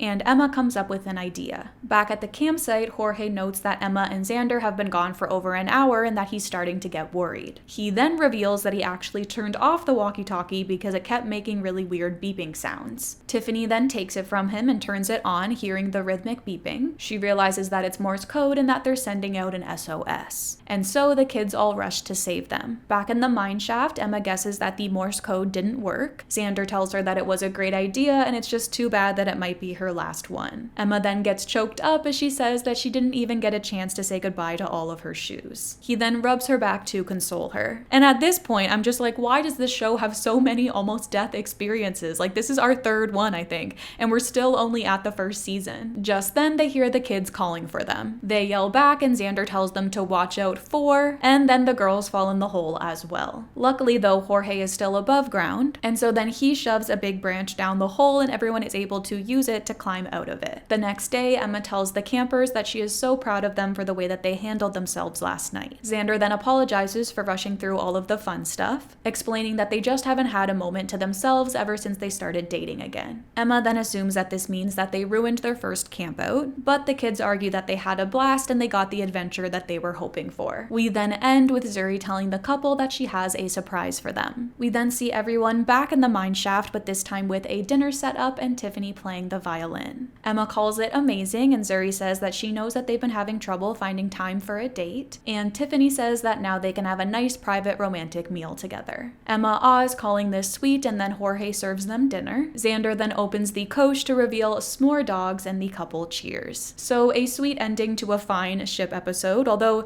if memory serves, shouldn't Xander be teaching a guitar lesson right about now? Maybe it's earlier in the day, I don't know, but either way, I'm glad that they at least made it out alive. We then have our our first bunked Halloween episode. And if you're familiar with the bunked Halloween episodes, this one is actually quite tame in comparison to the ones that came after it. And there also isn't really that much coupley stuff in it, but I will cover the main Zemma moments. So the premise is basically that the counselors tell the kids this ghost story, and then they prank them that night that the ghost from the story has come to get them. The next day, Emma and Ravi beg them to stop because the campers are miserable, but they refuse to. And so Emma tells Xander that she won't be able to go with him to the spot tonight because she'll be too busy comforting Zuri and Tiffany. And so then this causes Xander to immediately call the prank off. The spot jokes continue as later the kids find some other pranks in the mess hall. This then leads them to decide to set up some cameras to figure out who is behind this. Hazel then shares that Gladys has set up a whole bunch of cameras out in the woods, and then Emma whispers to Xander that she hopes she doesn't have any set up at the spot. And I just have to say, for a couple that is apparently off making out at this spot every night, I do find it funny that we have yet to see them kiss actually on screen. Just saying. All of this leads to the gang deciding to put on a fake wedding to help this ghost move on. And of course, Hazel is the bride and Xander is the groom. During the ceremony, Ravi asks if anyone objects, and both Emma and Xander yell that they do. The wedding then doesn't work, and so Hazel suggests that they try again, but with Xander kissing her back this time. And then once again, Emma and Xander both object to this. And then of course, in the end, they realize that this ghost was just Jorge sleepwalking. This causes Emma to get upset that she wore a hideous dress for nothing, but Hazel says that it wasn't for nothing and that she looks ridiculous before she starts laughing. Xander then chimes in saying that actually she looks gorgeous. And so that was nice of him. Moving on to episode 20, where the camp's future is in danger, as Gladys announces that it's going to be closing by the end of the summer. Emma tells Xander that she'll miss him and the camp so much, and that she'll think of him every time a mosquito sucks blood out of her leg. He calls this sweet and gross before telling everyone to relax and that Gladys threatens to shut down the camp after every summer. But then things start to get more serious as they see her take down the camp's flag. This then brings the kids to decide to do a live broadcast to try to get more kids to sign up for next year. So Emma, Lou, and Xander get together and start brainstorming ideas. Lou says that she has a brainstorm of good ideas, but then Xander says that Emma always has amazing ideas as he stares at her lovingly. She flirts back that his are even better, but then he's quick to say no and that hers are. He then suggests focusing on the athletic activities at camp, whereas Lou suggests focusing on the camp's unique traditions. Emma says that traditions are nice, but thinks that athletics might be more of a selling point. And Lou says that she's surprised by this as Emma hates sports, asking her if she can even use the word sports in a sentence. And so then Emma complies, saying that Xander looks amazing playing sports. We later learn that Emma and Xander are doing a tetherball demo for the broadcast as they go off to practice. Lou asks what there is to practice, as it's just a ball on a stick. And Emma argues that she has to try hard to keep up with Xander as he is so awesome. He then says that she is awesome-er, and they both laugh before intertwining their hands and leaving. Lou then shares with Ravi that Emma and Xander have been so wrapped up in each other lately that it's making her feel left out and like a third wheel. This then continues before the broadcast when Lou asks if she can do some whittling, but then Xander suggests doing a cool kayak race instead. And of course, once again, Emma chooses Xander's idea. He then asks Emma that they do the Grizzchuck greeting for good luck, and they then go on to do a mashup of both cabins' salutes. Now, offended, Lou says that they can do whatever they want with the grizzly hug, but nobody touches the woodchuck salute. Emma apologizes, saying that they just thought that it would be cute. The webcast then begins with Lou clearly still in a very sour mood. Xander introduces himself as one of the counselors at camp, and introduces Emma as their cutest CIT. Xander then goes to intro Lou, but she is just so fed up at this point that she ends up leaving the broadcast. And then this causes Emma and Xander to continue on their own. Kind of unfazed, might I add, which definitely bugged me a little bit.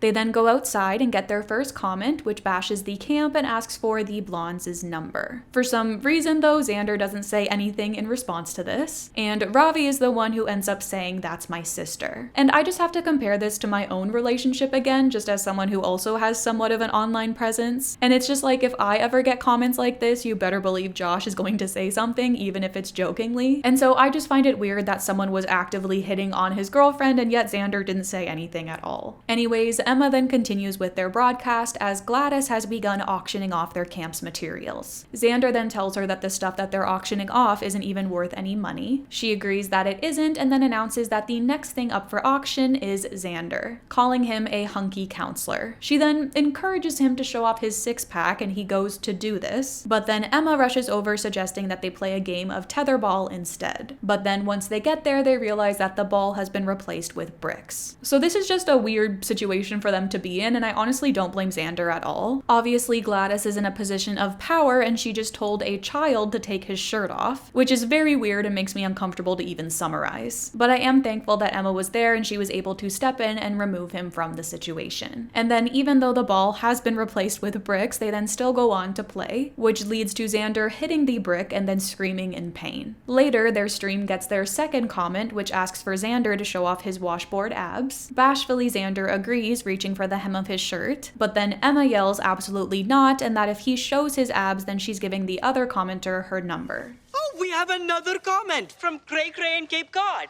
What is it? She requests that Xander show off his washboard abs. Okay. Absolutely not! If you show Cray Cray your abs, I'm giving Pug Life my number. Honestly, this entire episode is such a mess and I'm pretty much over it at this point. Like, I don't even know what to say about what just happened. I am just like flabbergasted that we're still talking about this kid's chest. It's weird. It's weird. Just then, Lou comes in and says that she needs to talk to the two of them. She tells them that she's upset with them for being so wrapped up in each other it's like no one else exists, and that they didn't even consider any of her ideas for their webcast. She then admits that ever since the two of them started dating again, she's felt left out. Emma apologizes for making her feel like a third wheel, and Xander asks her why she didn't say anything before. Lou explains that they were just so happy together and she didn't want to get in the way of that. Emma reassures her that she could never get in the way, and Xander agrees that they've been best friends since they were 10 and they met on the bus ride up here. Lou says that she remembers and recounts how he threw up the entire way, and he says that she's the only one who didn't tease him but instead held the barf bag. Now, this was our first mention of Lou and Xander's backstory, and I was just immediately intrigued to say the least. I didn't know that these two had been friends ever since they were little, and I just right away wanted to learn even more about their friendship. And so I'm really happy that we do in a later episode. Xander then tells her that she is such a good friend and apologizes, and the two of them hug, and then Emma apologizes too and joins in. They then share I love yous, and Emma admits that that's been the best part about this camp and it's becoming friends with them. And then in the end, it's this moment in the broadcast that ends up saving the camp. And with that, we have reached our first season finale, which honestly does kind of feel like a little bit of a lackluster finale. I feel like this next episode could have been placed anywhere within the series and it really would not have made much of a difference. But nonetheless, let's get onto it and you guys can be the judge. So Xander leads Emma to a picnic setup, calling it breakfast al fresco and saying bon appetit. Emma thanks him and he asks if she likes creme fraiche with her lobster crepes as he reveals them from beneath a coche. Emma is impressed that he even knows about creme fraiche and crepes, and then he admits that he doesn't, but that he did an internet search on rich people food. Emma awes at how romantic this is to her and then admits that she did an internet search on him too, but it was to make sure that he didn't have a criminal record. Gladys then comes over and awes at young love before giving a blech. She then tells Xander that he has another phone call, and so then he tells Emma that he'll be right back. Now alone, Gladys warns Emma that her little boy toy really went all out for her, and she warns her that there's only one explanation for that. Emma says that it's that he really likes her, but then Gladys calls her naive. She then reveals that Xander has been getting all kinds of phone calls lately, and so obviously he's feeling guilty because he's cheating on her. Emma scoffs, saying that he's not and that he's not that type of guy, but then Gladys argues that they all are. Xander then returns and apologizes, and Emma asks who called, but Xander just says nobody important. Gladys then whispers to Emma, calling him secretive and saying that no one important is code for a bendy gymnast back home. And so then all of this leads Emma to go to Lou. She tells her that she knows that this sounds crazy, but she thinks that Xander might be cheating on her. Ravi then says that he knew it and that no one is that charming without having a secret dark side. But Lou argues that she's known Xander for a long time and that he's not the type of guy that would cheat. Ravi then changes his tune, admitting that that does sound like Xander, that he is as honest as they come and quite charming. Emma counters that he has been getting a lot of secret phone calls this week, and so then Lou tells Emma that if she's worried, then she should just go talk to him. But she argues that she doesn't want him thinking that she's some paranoid freak who doesn't trust him. She then wonders if maybe she should go through his trash. So obviously kind of proving her previous statement correct. We later see Emma approach Xander, who is cleaning up some garbage outside of his cabin. He notes that it's weird that his trash is everywhere, and Emma then blames bears, calling them so untidy. She then says that she needs to talk to him about something, and then comes right out and says it, asking if he's cheating on her. Xander's eyes go big as he lets out a laugh and asks her what she's talking about. He then says no and asks her why she would even think that. Emma then argues that he was acting kind of guilty, almost like he was hiding something, and then Xander reveals that he actually was hiding something from her and he does feel guilty. Emma then concludes that that was a guilt crepe and asks him what he's hiding because whatever it is, it wasn't in his trash. Xander then admits that he should have told her this before, but he just couldn't. He then tells her that the truth is he has to leave camp. Emma notes that that's not that bad, asking for how long, but then Xander says for good. I should have told you this before, but I just couldn't. The truth is, I have to leave camp. Oh, that's not so bad. For how long? A few days, a week? No. For good. So I feel like this is a common sitcom trope where like for the first half of the episode, they make us think that it's this one thing that's going on, but then we get this big reveal that it's actually this other thing. It kind of reminds me of the Long Walk to Pittsburgh episode from Boy Meets World. Although I do think that it was executed a lot better in that instance than it was here. But then I also just think that it's funny that this episode even exists considering what's going to happen in the third season. Like this episode is literally titled Xander Says Goodbye, and I'm not going to spoil how things end yet because I do have a lot to say on that subject. But just like keep this episode in mind because I feel like it's crazy that it even exists considering how things unfold. So Emma tells Xander that she can't believe he's leaving. He apologizes but tells her that his high school football practice got moved up to next week. Emma then realizes that that's what those phone calls have been about, and then asks him what about us. Xander tells her that he wants to be with her, and so she excitedly says, then stay, problem solved. She then asks that they hit the lake as she grabs his hand. But then he pulls her back, saying that he can't, and so then she suggests the zip line instead. But then Xander tells her that playing football is a family tradition, and that they even have a jockstrap that's been passed down for 3 generations. Emma, you know I want to be with you. Then stay! There, problem solved. Let's hit the lake. I can't. Okay, zipline. Look, Emma, playing football is a family tradition. We even have a jockstrap that's been passed down for 3 generations. Is that supposed to get me to understand your decision? Because I'm not really happy that you're choosing used underwear over me.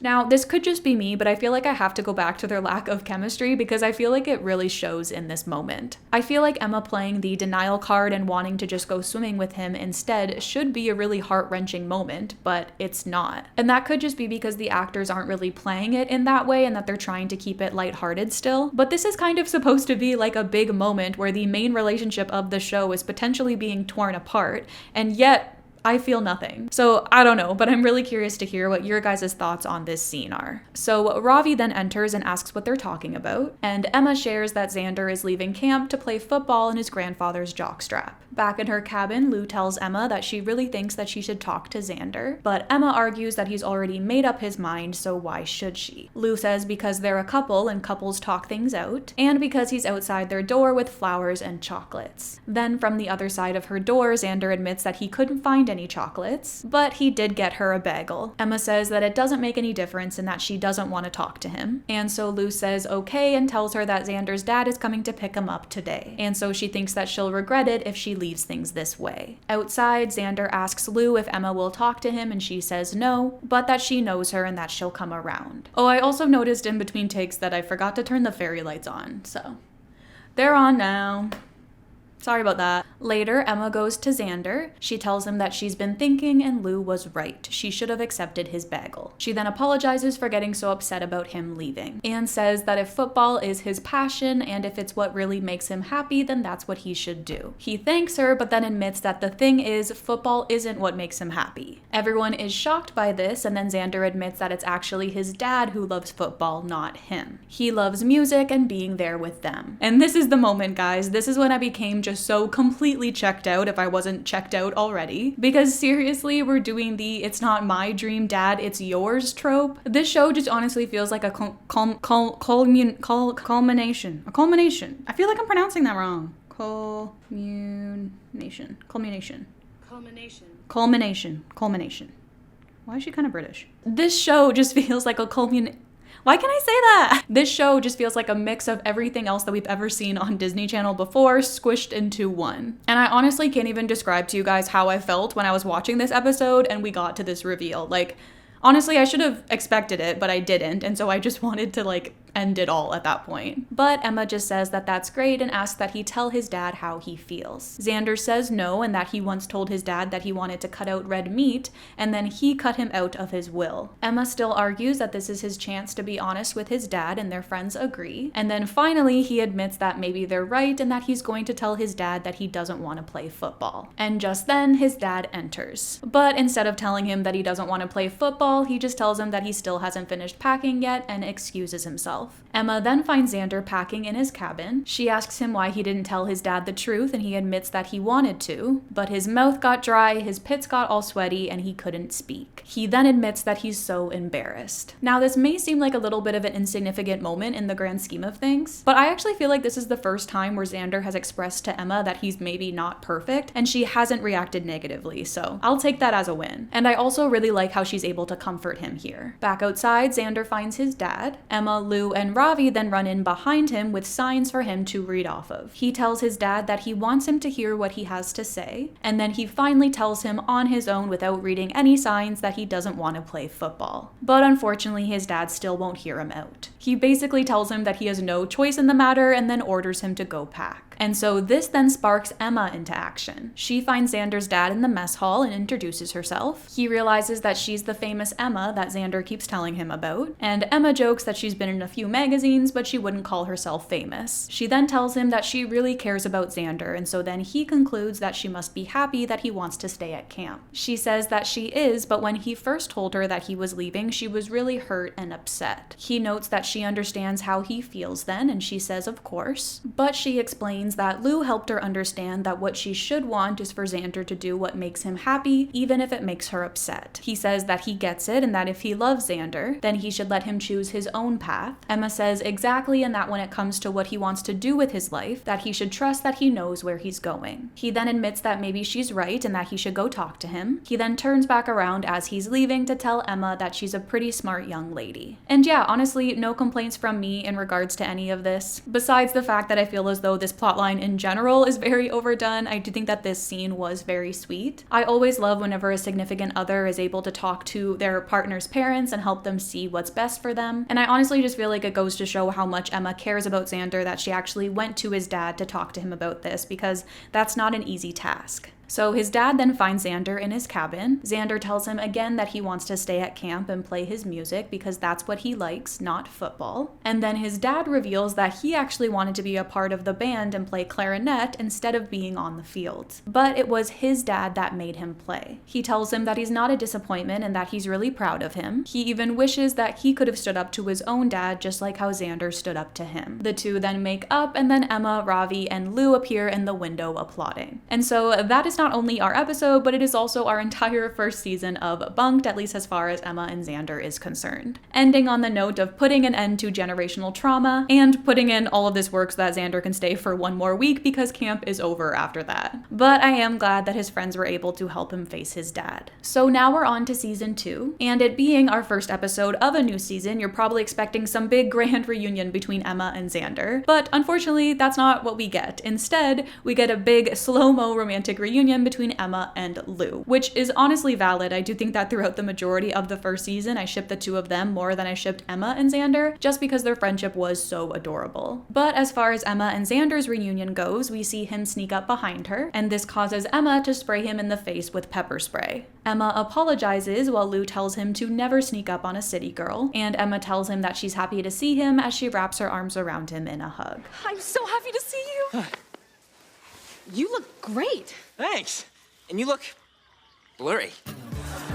So I guess that this is a fine reunion. Like I said, I do still think that it's funny that Emma and Lou got more of a moment than she did with Xander, but that's actually all that we get as far as the first episode is concerned. And it's not until our second episode of the season that we get our first real plotline between the couple. And it's actually one that I hinted at earlier that kind of made me change my perspective on this ship a little bit, so I'm really excited to get into it. So Xander and Lou put Ravi and Emma in charge of the summer dance, and during this conversation, Lou asks Xander if he remembers their first camp dance. He says that he does, and that he picked her up from her cabin and gave her a corsage made out of wildflowers. She corrects him and that it was actually poison oak and that she was blushing, but it turned out to just be hives. The two laugh, and then Emma is surprised to learn that they went out. Lou argues that they were 9, and at that age a date doesn't mean anything, and Emma jokes that next they'll tell her that he went out with Hazel. So, oh my goodness, new information alert. Not only were they childhood best friends, but now they apparently had little crushes on each other. I personally am just such a sucker for the best friends to lovers trope, especially when it's a relationship where they've known one another ever since they were little. And similarly with how I was arguing in favor of Xander and Hazel, this just makes me like the idea of Lou and Xander even more. So far we've only learned like a smidge of their history, and I already feel like it's more compelling than the entire season that we just got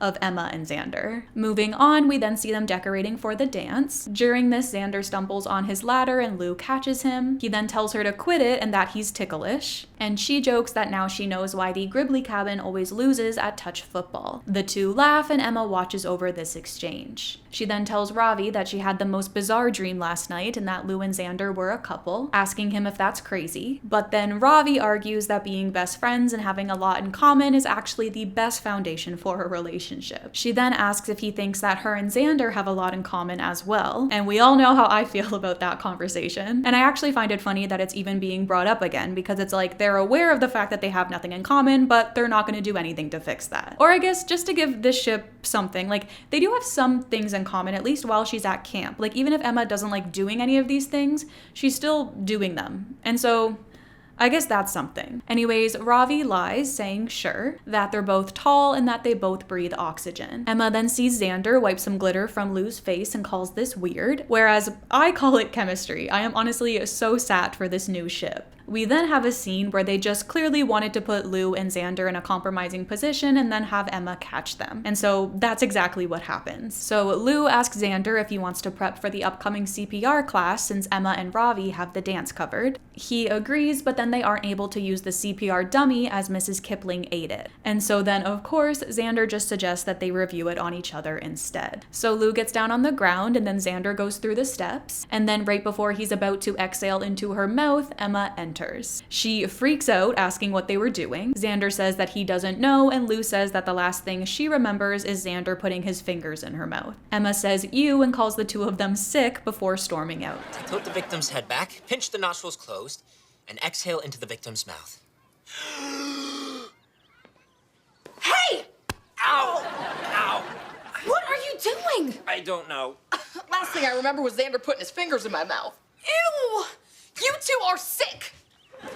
So I feel like it's kind of hard to even take this scene seriously because this is just such an unrealistic situation to be in. But I think as far as like giving us a dramatic moment, they definitely accomplished that. Also, I just kind of find it funny that we've now gotten an almost kiss scene between Lou and Xander before even getting one between Emma and Xander. Or even a kiss, honestly, at this point. Like they've been talking about it a lot, but we haven't actually seen any of that action. So they both run after Emma, following her into her cabin. Xander asks her what's wrong, and Emma asks what the two of them were doing in there. Lou explains that she was just just subbing in for a dummy, and Emma asks her if that's what she thinks of her. Lou then explains that they weren't kissing, they were just practicing CPR. Xander explains that he had to practice on Lou because Mrs. Kipling ate the doll. He then guarantees her that there is nothing weird going on between the two of them. She then asks them about earlier when he was touching Lou's cheek, and Lou explains that he was just wiping glitter off and shows her his hand, adding that it's still sparkly. But then Emma just gets choked up as she says that now they're holding hands. Xander says that he can't believe that she's getting jealous again, and Emma asks when she has ever been jealous. Xander then reminds her of last week when she threatened that girl at the picnic, but then Emma asks if he can blame her as he came up behind her and hugged her. But then Xander explains that she was choking on a grape and he was giving her the Heimlich. And then Lou further explains that that didn't go well, hence the CPR class. So I really appreciated the addition of this context, especially because I feel like they could have just kept this situation completely ridiculous and it would have been fine. But by adding this, it makes me feel like there must have been some writer behind the scenes that was like, let's at least try to add some context to this situation. And then by doing so, they were also able to add extra context as to why Xander would be upset with Emma here. And then the fact that this is something that has happened before does add just like a whole other layer to this conflict. And honestly, does check out as far as Emma's character is concerned. Nonetheless, Emma still says that she saw the way that that girl was looking at him, and he asks her how she could tell as her eyes were rolling into the back of her head. But then he tells her to forget it and says that he can't deal with her right now. Now alone, Lou asks Emma how she could think that she could betray her, that she knows that she lives and breathes their cabin code, chucks before bucks. Upset, Emma says, well, excuse me for making a mistake. So I like the addition of this as well because Emma and Lou's friendship is honestly one of my favorite aspects of this show, and so her calling her out for thinking that she would ever interfere in her relationship I think is really important. However, I don't exactly love Emma's reaction. I feel like she immediately plays the victim card, which I don't like, but I do understand that she's in a place right now where her emotions are very high, and she is a teenager after all, and so I guess the immature response does make sense. Later, Emma rants to Ravi about Lou and Xander being mad at her, asking if he can believe that he said that she has a jealousy problem. Ravi then reminds her of the time when she went into a rage over the girl from Salmon Cabin, but then she argues that her hands were all over Xander. Ravi then reasons that she was 6 and he was giving her a piggyback ride. Emma still says that that little vixen knew what she was doing before admitting that she hears it now. So Emma finds Xander in his cabin and tells him that she needs to talk to him about something important. He agrees that they need to talk too. The two sit down and Emma says so, before taking out 2 pairs of shoes and asking him which one he thinks she should wear to the dance. Xander is shocked that she came there to talk about shoes, but Emma argues that it's important. He then asks her if she doesn't want to talk about how she blew up at him and Lou, but Emma says not really and that it stresses her out and stress gives her pimples. And she's not going to the dance with pimples.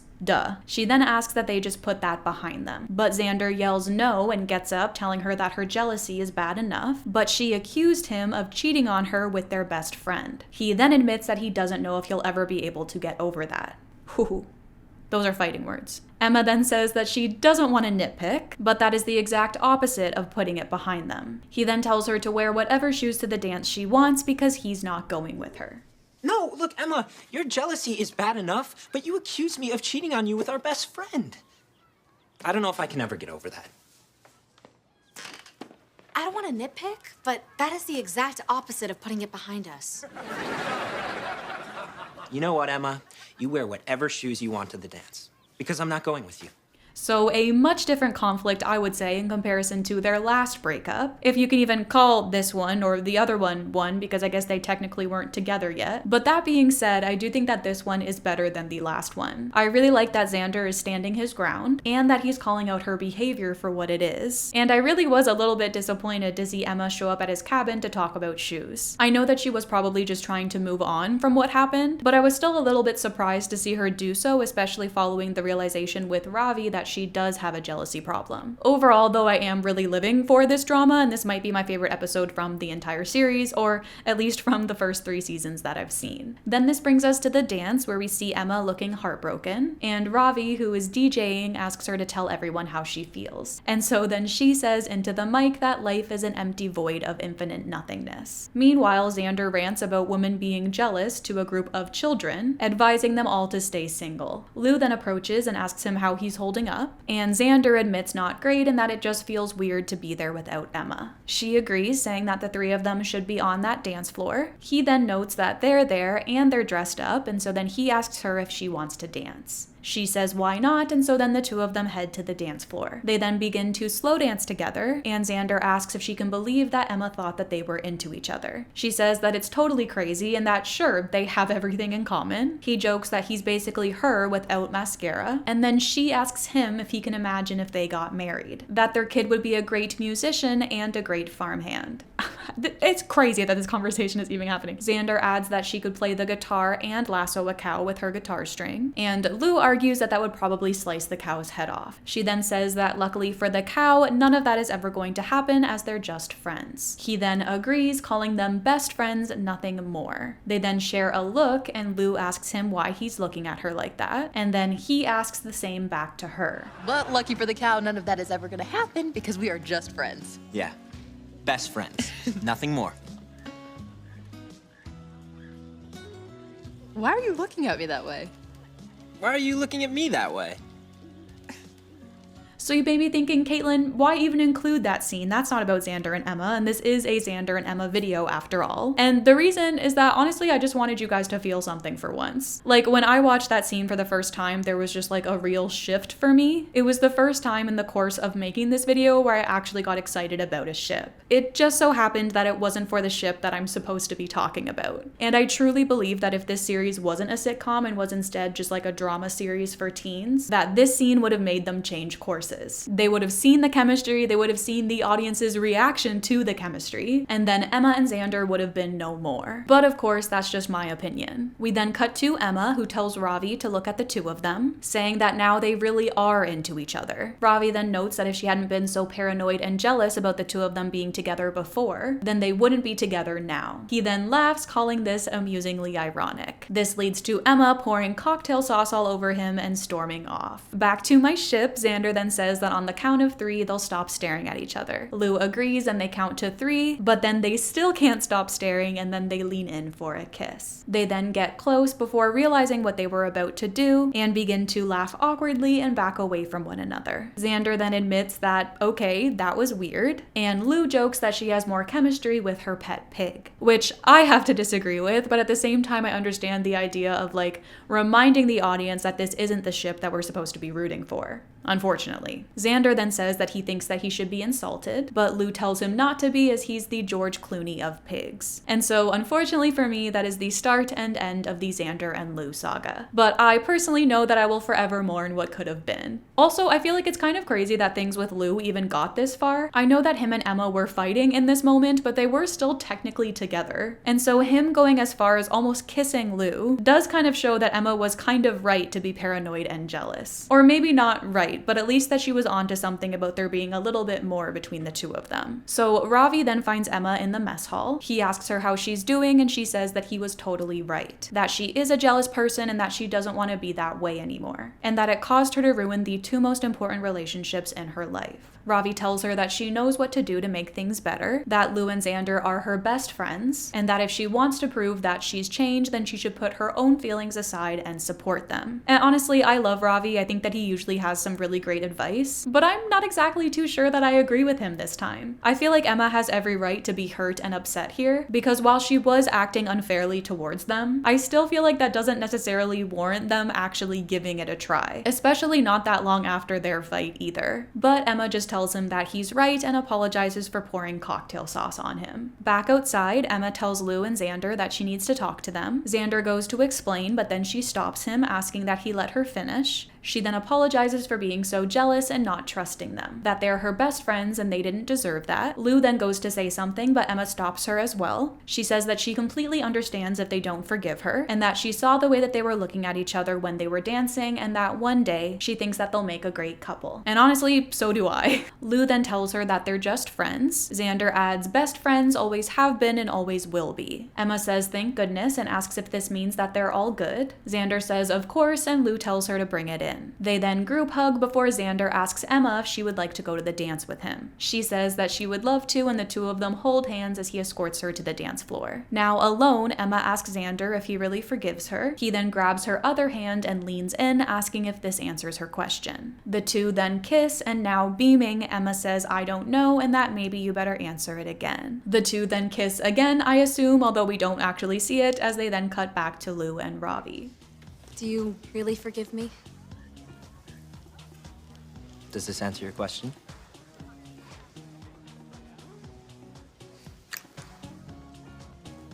I don't know. Maybe you better answer it again. So there it is, only about an hour later, and we finally have our first kiss. Although, like I've mentioned, it has been hinted at numerous times already that they have been kissing on the regular. This is just the first one that we've actually seen happen. And I feel like it's fine, and there's nothing really to write home about, in my opinion. It's not like one of my favorite Disney Channel kisses of all time, but it's like, fine, I guess. I don't know. I feel like I'm personally still not over all of the other stuff that happened in this episode, and so this kiss is kind of like forgettable in my opinion. In the end, Emma tells Xander that from now on she promises not to be a jealous girlfriend. He thanks her, and then a girl walks by and waves at him. Emma calls after her and gets up, telling her that if she eyes her man again, the last thing she'll be seeing is the bottom of a shallow grave. Xander looks back at her and she sits back down, saying, "Not jealous, starting now." So a fun little beat to end the episode on. Obviously, change doesn't happen overnight. And I also just feel like it's very on brand for Emma to be a very jealous girlfriend. And so I don't think that that's a behavior that's going to be easy to correct. But I do like that she's willing to put in the effort for him. And I feel like this shows that he is a good influence on her. But now that the couple is back together again for the second time, it is time for our third and final chapter. We then don't get much until episode 9, other than like a few moments here and there that I ultimately decided were irrelevant. But this episode is a big one. I would argue probably one of the most memorable Emma episodes, and so I'm excited to get into it. So we begin with Jorge posting a video online with Xander singing and playing guitar in the background. The video then goes viral because of Xander, and then later Zuri finds the couple outside having a picnic. She's super nice to Xander, which causes Emma to ask her what she wants, and then Zuri admits that she wants to piggyback off of Xander's music career. She shares that if he got that many views on Jorge's blog, then he will blow up if he posts a video on her chat snap. Emma agrees that Zuri is a great promoter, and so then Xander agrees. Emma then pulls him aside, saying that she couldn't be happier for him, that he's talented, handsome, and so deserves this. She then tells him that he means everything to her. Unfortunately, though, Xander doesn't exactly know how to respond to this, so he pauses before saying thanks. Emma deadpans and repeats this back to him. He then makes things worse by raising his hand and saying up top. She gives him a high five with a confused look on her face, and Xander quickly excuses himself. You're talented and handsome. You so deserve this. And Xander, you mean everything to me. Thanks! Thanks? Up top. Gotta go.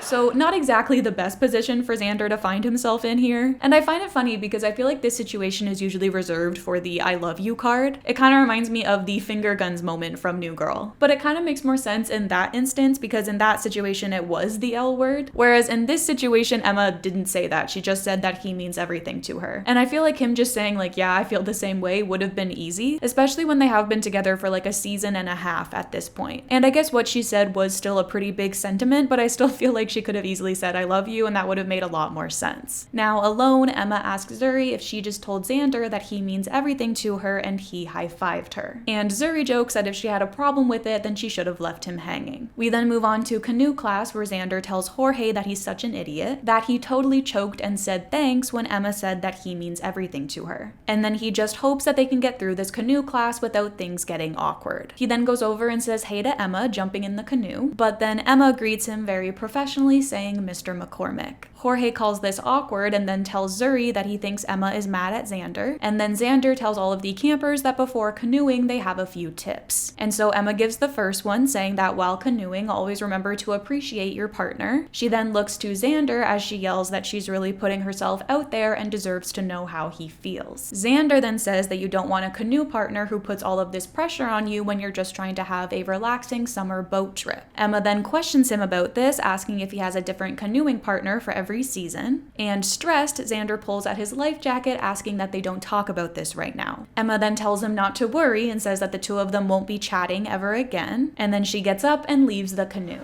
Emma, can we please not chat about this right now in front of all the fish? Oh, don't worry. You and I won't be chatting ever again. So I feel like I don't really have that many thoughts to share in regards to this argument that I haven't already said, but I do think that it's interesting that she uses the word chatting here, because I definitely think that's a reference to something more. I mean, every other time that they've referenced chatting, they were referring to making out at the spot, and so I definitely think she was alluding to that here as well. And I do think that her comment about not wanting to be just another summer fling to him is important as well, because obviously him not expressing to her how he feels about her is going to make her feel that way, and so him alluding to that during this argument definitely did not help things. Later, Zuri approaches Xander saying that she has good news. He asks her if it's that Emma's calmed down, and Zuri laughs before saying no numerous times. She then shares that her news is that they're going to make a fortune after his song blows up on her chat snap. Xander apologizes but says that he has too much on his mind to sing right now. Zuri says that she understands and asks him what's going on. He then explains that he doesn't come from a family who talks about their emotions. His dad is a football guy, and so he tells him that he loves him by slapping him on the butt. He confesses that he does want to tell Emma how he feels, but he just... And then Zuri cuts him off by placing her phone next to him and recording him as he's talking. She then advises him to pour his heart out and make it rhyme. He then tells her that he doesn't want to be rude, but he's just not in the mood. So I like this explanation. I feel like it makes sense that this is why Xander is acting this way, and this is why he's having a hard time opening up. And I also like it because it is a callback to the finale with the whole football thing, and so this does make sense that this is why Xander is having trouble here. And then Xander finds Emma in the cold storage. She asks him what he's doing there and if he's looking for a place as cold as his heart, but he explains that Zuri asked him to get hamburger patties for the cookout later. Confused, Emma reveals that she wanted her to do the same thing, and just then the storage room door shuts and the two of them are locked inside. Xander yells, asking what's going on as he bangs on the door, and Emma tells him that obviously they're trapped, just like his emotions. And honestly, she is just killing it with the one-liners here. From the other side of the door, Zuri says that she's not opening it until the two of them make up and she gets her song. And yeah, I'm not gonna lie, I do love a forced proximity plotline as well, and so I am just enjoying every bit of this. Xander then continues trying to open the door, and Emma says that this is great, that because he's dead on the inside, they're both going to be dead on the outside. He then tells her that that's ridiculous and that Zuri isn't going to endanger her own sister, but then Zuri yells back from the other side that yes, she would. Shivering, Emma then says that she's freezing. She then notices something on the shelf and says that someone left their mittens in there. He tells her not to do that, and she asks why. If it's because when she puts them on, it'll be harder for him to give her one of those heartfelt high fives. She then grabs them, but then he says no because those aren't mittens, they're dead rats. She then screams and drops them. She then calls this the worst day ever and asks that he just admit it, that he doesn't care about her and that she's not his everything. He yells back that that's not true, and so then she asks him to just say it. He then yells at her without any emotion besides maybe anger that she is his everything, and then asks if she's happy now. Just admit it. You don't care about me. I'm not your everything. That's not true! Then just say it. Fine, you're my everything. They're happy?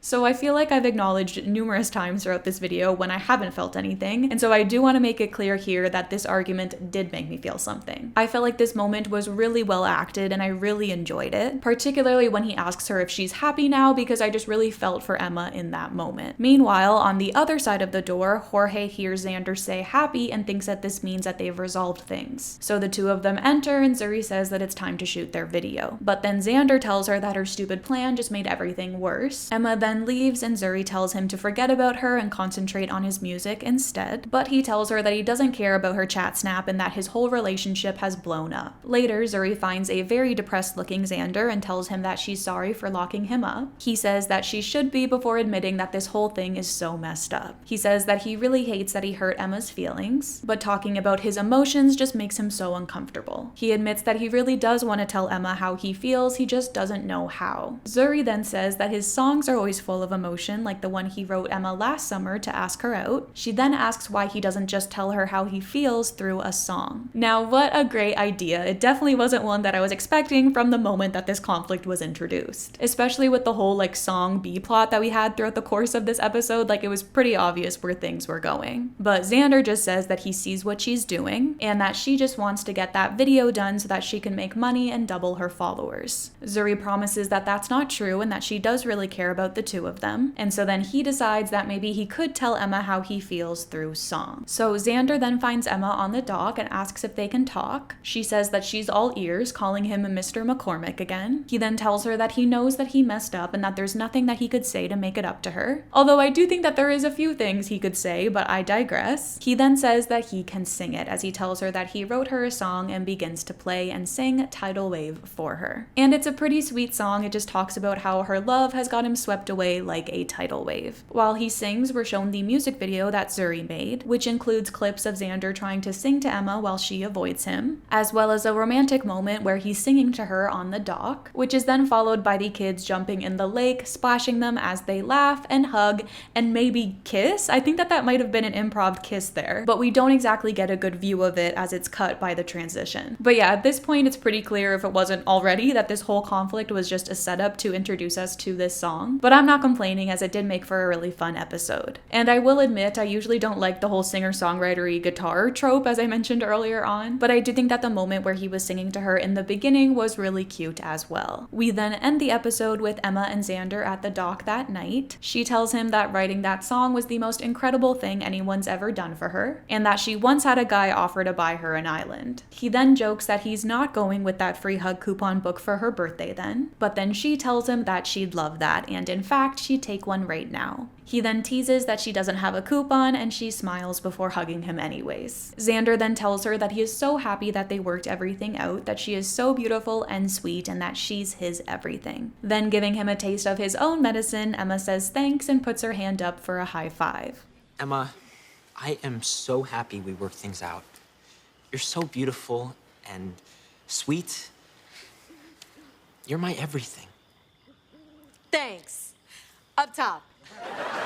So I think that this moment is really important as well. It shows that in the end, he was still able to sit down and tell her how he feels using his words, which is really all she wanted in the first place, and so I'm glad that we got there eventually. Just then, Zuri runs in and she tells Xander that they're up to 1 million views on his video. Xander thinks that it's so cool that people like his music so much, and Zuri says that they do, but according to the comments, they love Emma's dancing even more. Emma tells Zuri not to make this about her and that this is Xander's moment, but then she whispers for her to send her the link. And then just out of curiosity, I checked, and in the real world, the song on YouTube has 11 million views, and so let that be a testament to not underestimate the power of Bunked. On to the following episode, where we get to Little Zemma B-plot, and so this shouldn't take too long to go over. We begin with Emma going into Xander's cabin with a gift for him. He thanks her, saying that this is so sweet of her, but then she shows him the hideous necklace that she made for him. He says, wow, and she explains that they were making jewelry for the Christmas charity drive, and it inspired her. She puts it on him, and he very unenthusiastically says that he sees that. She then explains that it's found art and that it's all the rage in New York. She then asks if he loves it, and he looks down and sighs before telling her that the truth is, and then Ravi interrupts, telling her that he thinks it's a wonderful gift. He tells Emma that Xander is a lucky man, and very unconvincingly says, you love it, don't you? Xander then stammers before saying that he sure does. She thanks him before admitting that when she made it, she thought that it just screamed Xander. She then gives him a kiss on the cheek before leaving. When she's gone, Xander tells Ravi that it makes him want to scream too, but Ravi tells Xander that he can't tell Emma that he doesn't like it and that he has to wear that monstrosity. Xander refuses and takes it off, but then Ravi tells him that Emma is very sensitive about her fashion creations, as he tells him a story about her gifting him a scarf one time and then choking him out with it. Later, Emma decides to make Griff, one of their other campers, a necklace as well, as she says that they bring happiness to every neck that wears one. Xander then whispers to Ravi that and a nasty rash, and Emma's head turns slowly as she asks him what he just said. He then exhales before telling Ravi that he's just going to tell her the truth. He then takes her hand, telling her that it was so sweet that she made this necklace for him, but it's not exactly for him. He then throws Ravi under the bus as well, saying that he agrees with him, but then Ravi says that yeah, he agrees that Xander doesn't like the necklace. Now upset, Xander yells to Ravi that he hates it too and that he called it a string of turds. Emma gasps, but Ravi tells her not to believe him as he already lied about liking the necklace. Xander then apologizes and asks that she not be mad, but Emma says that it's okay and that she's not mad, asking what would make him think that she's mad. She then kicks a dodgeball at a girl whose arm is already in a sling. This causes Xander to conclude that she is mad. Later, Xander calls after Emma, asking her to wait. She tells him that he can take the necklace off now, and he tells her that he knows, but some guy bet him $100 that he couldn't wear it all week. She gives him a look, and then he argues that he was going to split it with her. And like, I know that this is just a joke, but I still don't like it. It just feels like he's making fun of his girlfriend with other people, which I really don't like. I think the split it with her comment makes the situation a little bit better, but I still feel like if that was the case, then he should have told her about this before actually agreeing to the bet. But I also understand that I'm probably taking this situation just like way too seriously. Anyways, she then asks why he didn't just tell her that he didn't like the necklace, and he says that he didn't want to hurt her feelings, and that Ravi said that she can get really scary about this kind of stuff. She then asks that next time he just be honest with her, and he smiles before saying okay. They hug, and then she asks him if he wants to come help her color coordinate her belts. He says that he would honestly rather gouge his eyes out with this hideous necklace and laughs. However, Emma is looking at him disappointed, and so then he corrects himself saying yay belts. So once again, I am sensing some Boy Meets World similarities. This whole honesty moment really reminded me of that one episode of Boy Meets World with Topanga's big hair, but overall I do feel like this was a fine B plot. I do feel like it was a little bit out of character for Xander to lie to her in the first place, and so it helped that they had Ravi convincing him to. And honestly, I appreciate whenever Disney Channel is able to come up with plot lines for a couple that is already together about their relationship and not just like a plot line that could exist amongst two friends. Because I do feel like Disney genuinely struggles with that sometimes, which is why we end up getting so many toxic relationships and so many situations where they just end up breaking up and getting back together. In the following episode, Emma and Xander go head to head in a cooking competition. Emma obviously goes for a more high dining experience, whereas Xander goes for a more relaxed arcade environment. But he still makes his opinion known as he calls her choices a big mistake and says that kids don't like all that fancy stuff. And she's not surprised to hear him say this, considering every restaurant that he's ever taken her to has the word shack in it. And then he crosses his arms, telling her that she's forgetting about their date at the Burger Barn. She then admits that she wishes she could, as the best tasting thing there was the toy that came with her meal. And so then Xander welcomes Emma to his side of the mess hall, asking her what she thinks. We then cut to a confessional with Emma where she says that because Xander is her boyfriend and she really cares about his feelings, she thought that it would be best to sugarcoat things. But then when we cut back to the scene, she says that she hates it. And then yeah, throughout the rest of the episode, they're just kind of competing and whatnot, and that's kind of it as far as relationship content goes for this episode. We then jump forward to episode 14, where apparently tonight is their 50th date. And I don't know about you guys, but I definitely lost count of the amount of dates that I went on with the people that I've dated in the past. Like, I feel like after a month or so, your dates kind of just turn into like always hanging out with one another, but maybe that's just my relationships, I don't know. And so I guess I commend Xander for even knowing that it is their 50th date. Although I do feel like if they would have just had it be like a 1-year anniversary or something, that would have made a little bit more sense. Nonetheless, to celebrate, Xander has decided to take Emma to the old lighthouse. Emma gasps, asking if he's referring to the 5-star seafood restaurant, and Xander laughs before explaining that no, it's an actual lighthouse. And it's also where his parents had their 50th date. So I guess maybe counting their dates is something that runs in the family. Lou then interrupts and Xander asks her how her date went, because I guess she apparently went out on a date. She says that the guy was a wimp like all guys now and asks what happened to the manly men of olden times. Emma says that she thinks they're all dead, and Xander takes offense to this, asking who says modern men aren't manly. Emma then changes her tune, saying that there are plenty of tough guys left, just like her man. He thanks her, calling her sweetie, and then asks that she pass him his hand cream. He then argues that even tough guys need to moisturize. Who says modern men aren't manly? Yeah, there are plenty of tough guys left. Like my man. Thanks, sweetie. Can you pass me my hand cream? Even tough guys need to moisturize.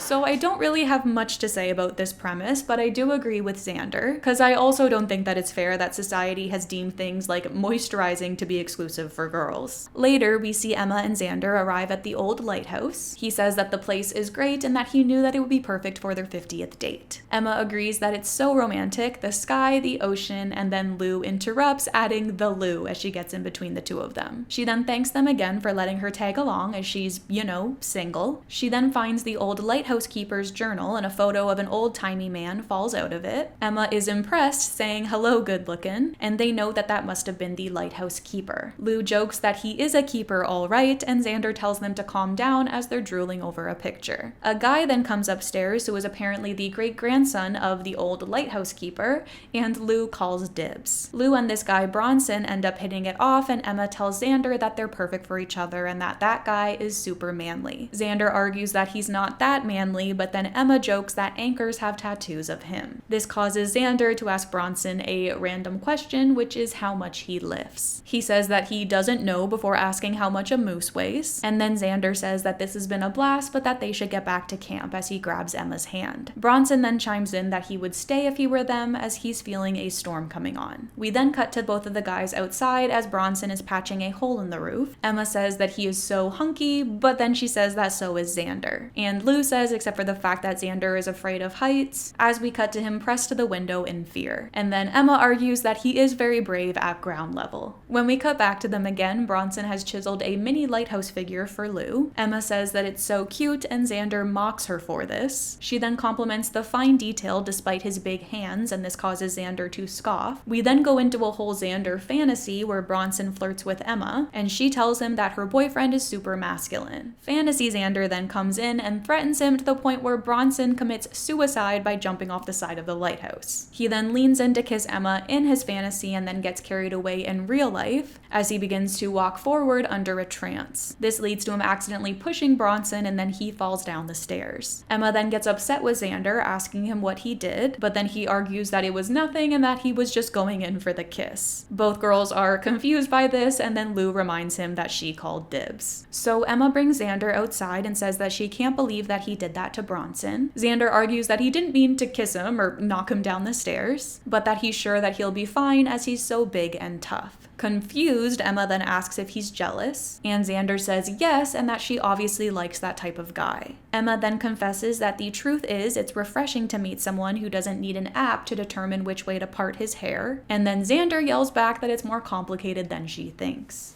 Are you jealous? Yes, you obviously like that kind of guy. Okay, fine. The truth is, it's refreshing to meet a guy who doesn't use an app to decide which way to part his hair. It's more complicated than you think.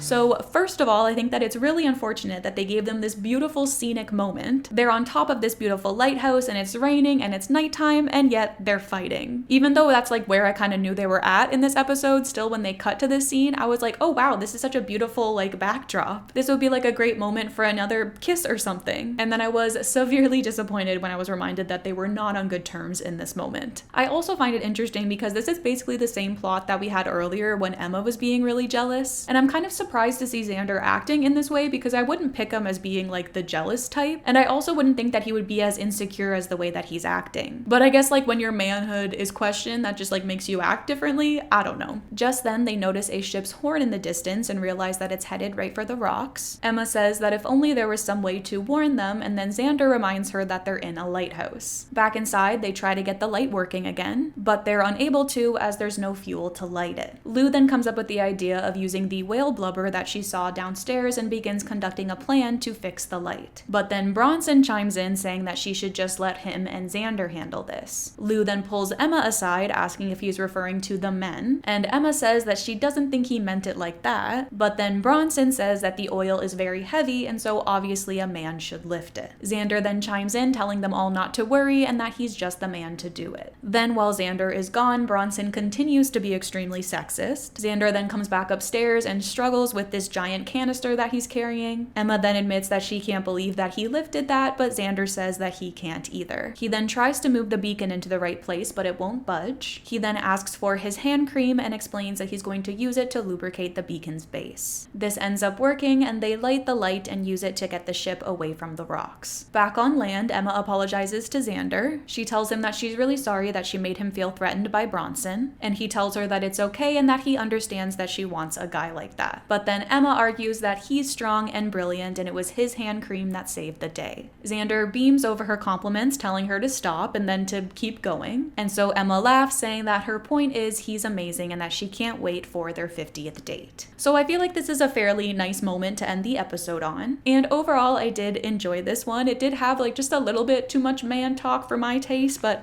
other than that, it was fine. And I do think that the lesson of not glorifying the way things used to be is important, but I do still feel like it was so unfortunate that they gave them this beautiful setting and then didn't let it be romantic at all. But I guess Bunked is good at that. They're good at setting me up for disappointment. To wrap up this scene though, Xander says that he knows this really awesome abandoned sawmill for their 50th date. Emma's eyes then go big and she shakes her head, causing him to suggest dinner and a movie instead. We then jump forward a little bit as we don't get another Zemma episode until near the end of the season. And we actually only have 3 episodes left, which is kind of crazy, but also not that crazy, as I do feel like I've been filming this video for a very long time. Nonetheless, episode 18 is our annual Cabin of the Year competition. During this, Lou asks Emma if she can ask Xander what the boys are using to power their car for the upcoming soapbox race. Emma argues that that's cheating, but Lou says that it's not, that it's playing to win. Still, Emma says that she feels weird using Xander like that, but Lou tells her to come on and says that Xander's cabin wins every year. And she says that she would make her favorite person in the world happy. She then continues to beg, and so Emma finally says that she'll do it, but she'll feel terrible. Later, Emma finds Xander in the mess hall. She tells him that she's been thinking, and he says that he has been too, and that that's what's so great about them, that they're always on the same page. She agrees that it's like they're one mind before asking what that mind says the Grizzlies are doing to power their soapbox car. Xander admits that they haven't figured it out yet, but he's glad that she brought it up. He admits that the thing is that he has to beat Lou, otherwise she'd be dating a loser, and he doesn't want her to date a loser. He says that she deserves a winner, so he needs her to tell him how Lou is going to power their car. Emma asks if he wants her to cheat on her own team, but he argues that it's not cheating. He tells her that he knows that it's a lot to ask, but he's her boo, and she doesn't want to see her boo-hoo. Ew. She then caves, also saying okay and that she'll do it, but she'll feel terrible. And unfazed, Xander says that that works for him. He then tells her that she really is the best girlfriend as he kisses her on the cheek.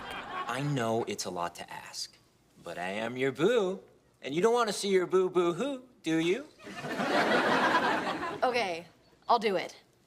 But I'm going to feel terrible. Works for me.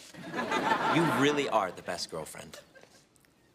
So I feel like you guys already know what I'm going to say, but I really hate to see Xander take advantage of her like this. I know that Lou is doing the exact same thing, but I feel like it's different because like Lou and Emma aren't dating. No matter how badly I wish that that was the case, it's not. And then honestly, it just gets worse as the episode goes on, and so let's continue. So Emma later goes to Xander's cabin. He greets her in a British accent and asks if she has the information that he requested. She asks him why he's talking like that, and he explains that it's his spy accent. He then whisper asks if she found out about the woodchuck's car, and she says yes, and that Lou is using the big fan from the mess hall to power it. He thanks her, and then she begins to bite her nails out of nervousness before she asks how they're going to be powering their car. He then shares that Ravi is building them a water-powered steam engine. During race day, Xander pulls Emma aside. In a Russian accent this time, he says that it's good to see her and that her intel proved very valuable. Emma says no problem and that it's not stressing her out at all, but she says all of this very unconvincingly. She then continues to bite her nails, which have now been covered in band-aids. We then learn that both Lou and Xander mess with one another's cars, and so then during the race, both of their cars malfunction and the Weasel cabin wins. So you would think that that would be the end of things, but unfortunately it's not. Lou then goes to Emma again, but this time she tells her that they have to beat Xander at the Camp Spirit performance. She then tells her that her new mission is to find out what the Grizzlies are doing for their act.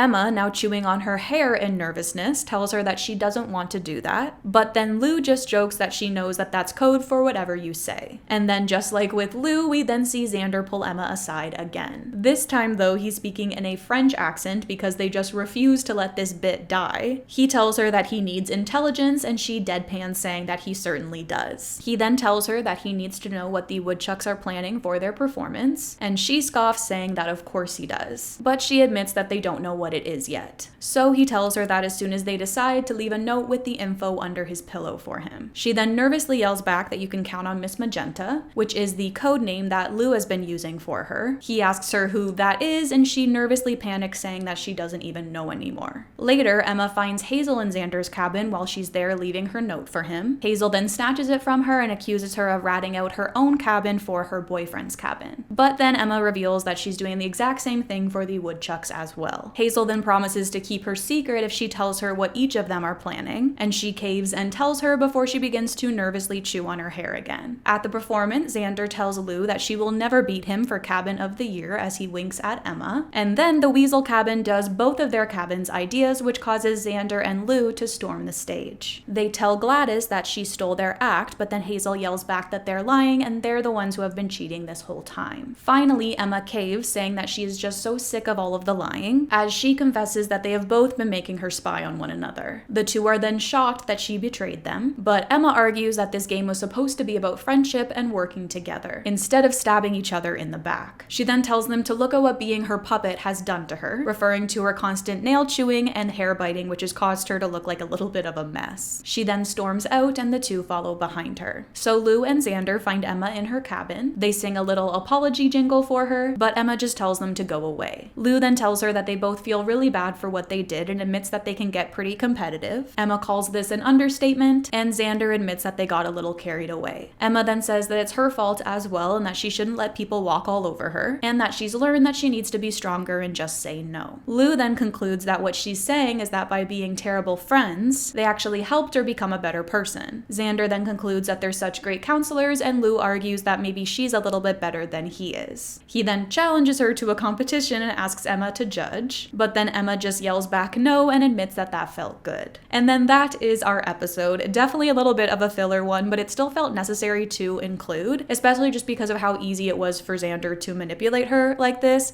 even though he saw the physical toll it was taking on her. So I don't love that, but I do like the lesson that Emma learned in the end. We then have our finale with episode 20, where we end with everyone leaving the camp as the summer has come to a close. But then we also have episode 21, where everyone is back at camp like nothing's happened. So obviously that episode was produced before the finale, but I feel like we should talk about that one first and then go to the finale just because it makes more sense for continuity. So this episode is kind of more so about Griff and Zuri, but Emma and Xander kind of act like their parents throughout it, and so I'll cover those parts. So Zemma realizes that there might be something more going on between Zuri and Griff. This causes Emma to tell Xander that she's not too sure if it's a good idea that they become more than friends. Xander agrees, saying that he likes Zuri, but he thinks that she might be a bad influence on Griff. This triggers Emma as she tells him that at least when Zuri gets in trouble, she gets grounded. Not 5 years making license plates, and this is a reference to Griff previously being in juvie. Xander argues that that was the old Griff, but then Emma reminds him of the con that they saw them working on at the beginning of the episode. They then continue arguing over this before Xander points out that they actually want the same thing. So then both counselors go to their campers and tell them that they can't hang out with the other person as they're a bad influence. Whereas I personally think that they're actually worried about another relationship on this show having more substance than they do. Later, Emma and Xander agree that they did the right thing, but then they catch the two of them talking to one another through their cabin windows. And then this leads them to boarding their windows up. This then causes Zuri and Griff to decide to run away together. Emma and Xander find out about this and think that they've gone to this country music festival, and so then they go out to try and catch them. We then cut to Lou, Emma, and Xander looking very disheveled in the woods. Apparently Xander led them on a shortcut, which involved them going through thorn bushes, quicksand, and a shooting range. They then realize that they've missed the last bus, and so they head back to camp. We then get the twist of the century as we find out that Zuri and Griff were at camp all along. Zuri admits that she wanted to go to the festival, but she didn't want to get Griff in trouble, and Griff says the same about Zuri. Lou says that maybe they're not a bad influence on each other after all, and then Emma admits that maybe they did overreact a little. Xander agrees that they should have trusted them, and we end with them deciding to allow the kids to go to the festival, but with a counselor the the following day. And so yeah, another one that was a little bit more of a filler, but it was nice to see them focusing on another relationship for a change. And I definitely liked the Romeo and Juliet aspect, as I am just a sucker for a forbidden romance. It's just unfortunate that this was kind of the first and last that we saw of that relationship, as Griff doesn't make any more appearances past season 2. And then this brings us to our second season finale, which means it's time for Emma and Ravi to become full counselors. This involves a final series of tests that Lou and Xander are going to administer. Emma and Ravi fail their first task, but then they move on to their final one, which is spending a night in the woods by themselves. Xander is unsure if they're going to be able to accomplish this, and so he tries to help by taping a candy bar to the bottom of their canteen, and later Lou catches him spying on them. Emma is shocked that he didn't believe in them, and Lou reminds Xander that the whole point of this test is for Emma and Ravi to prove that they can do this on their own. She then asks them what the first thing they're going to do when they get back to their campsite is, but then Xander interrupts saying fire. She then gets upset with him for not letting them do this one thing by themselves, but then Xander turns her around, showing her that Camp Kikiwaka is on fire, which is honestly just like another classic Disney Channel trope. I feel like they love setting their like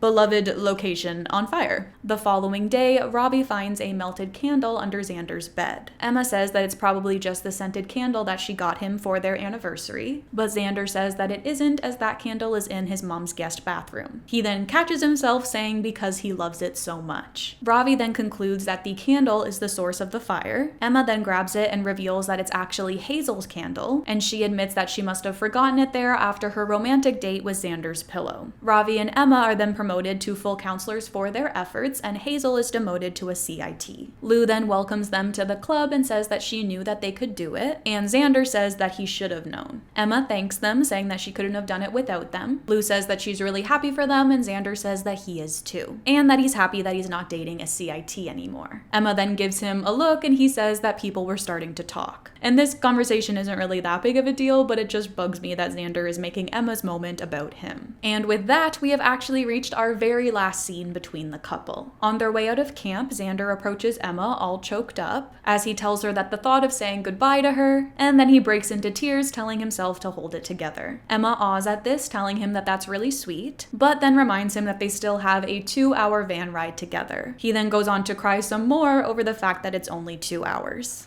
Emma, the thought of saying goodbye to you.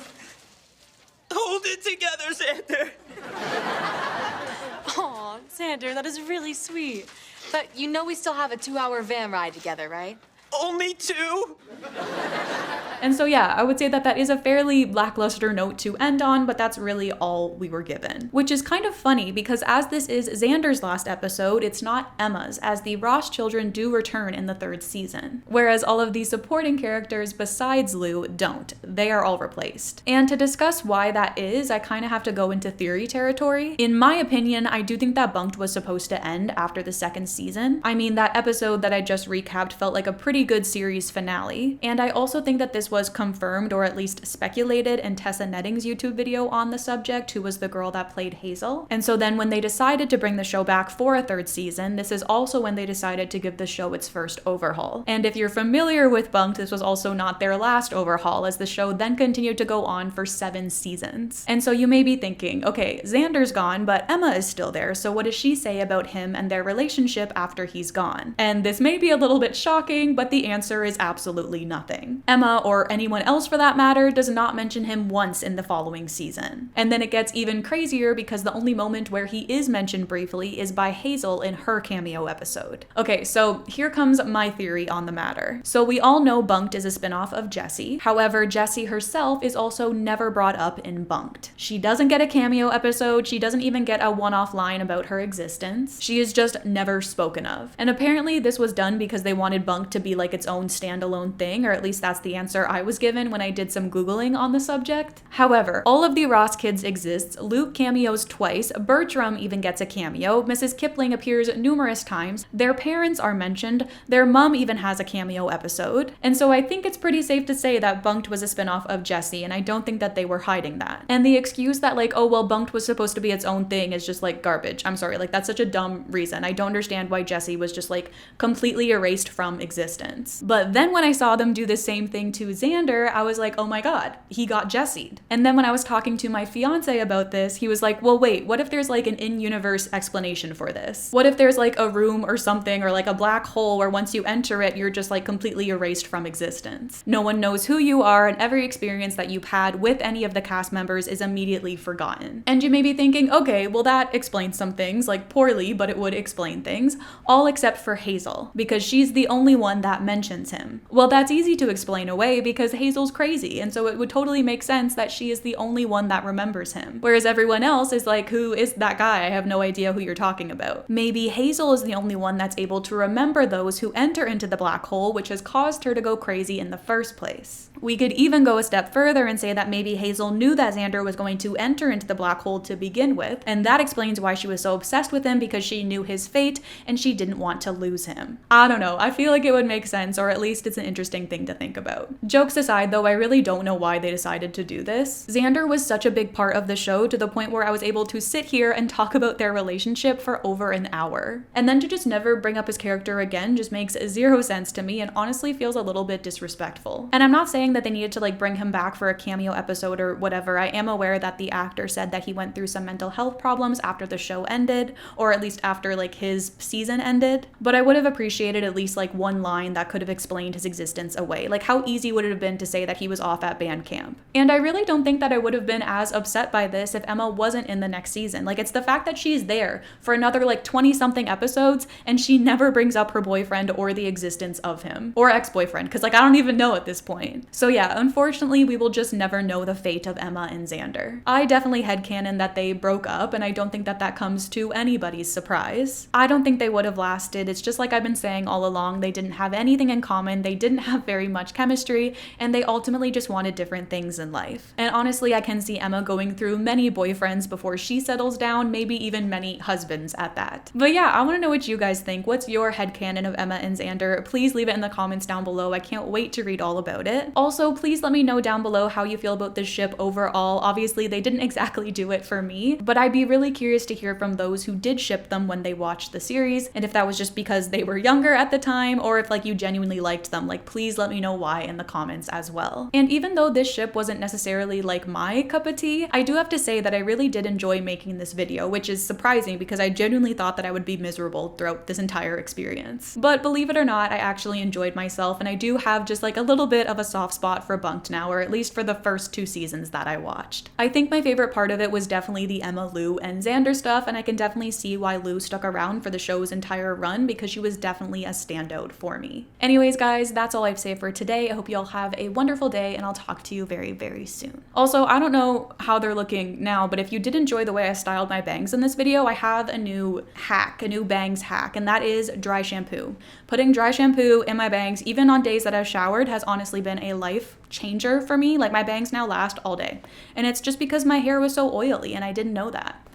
So if anyone else has bangs and oily hair, maybe try that. You're welcome. I actually do get compliments on my bangs often, so I'm hoping I can pass on the advice to anyone that needs it.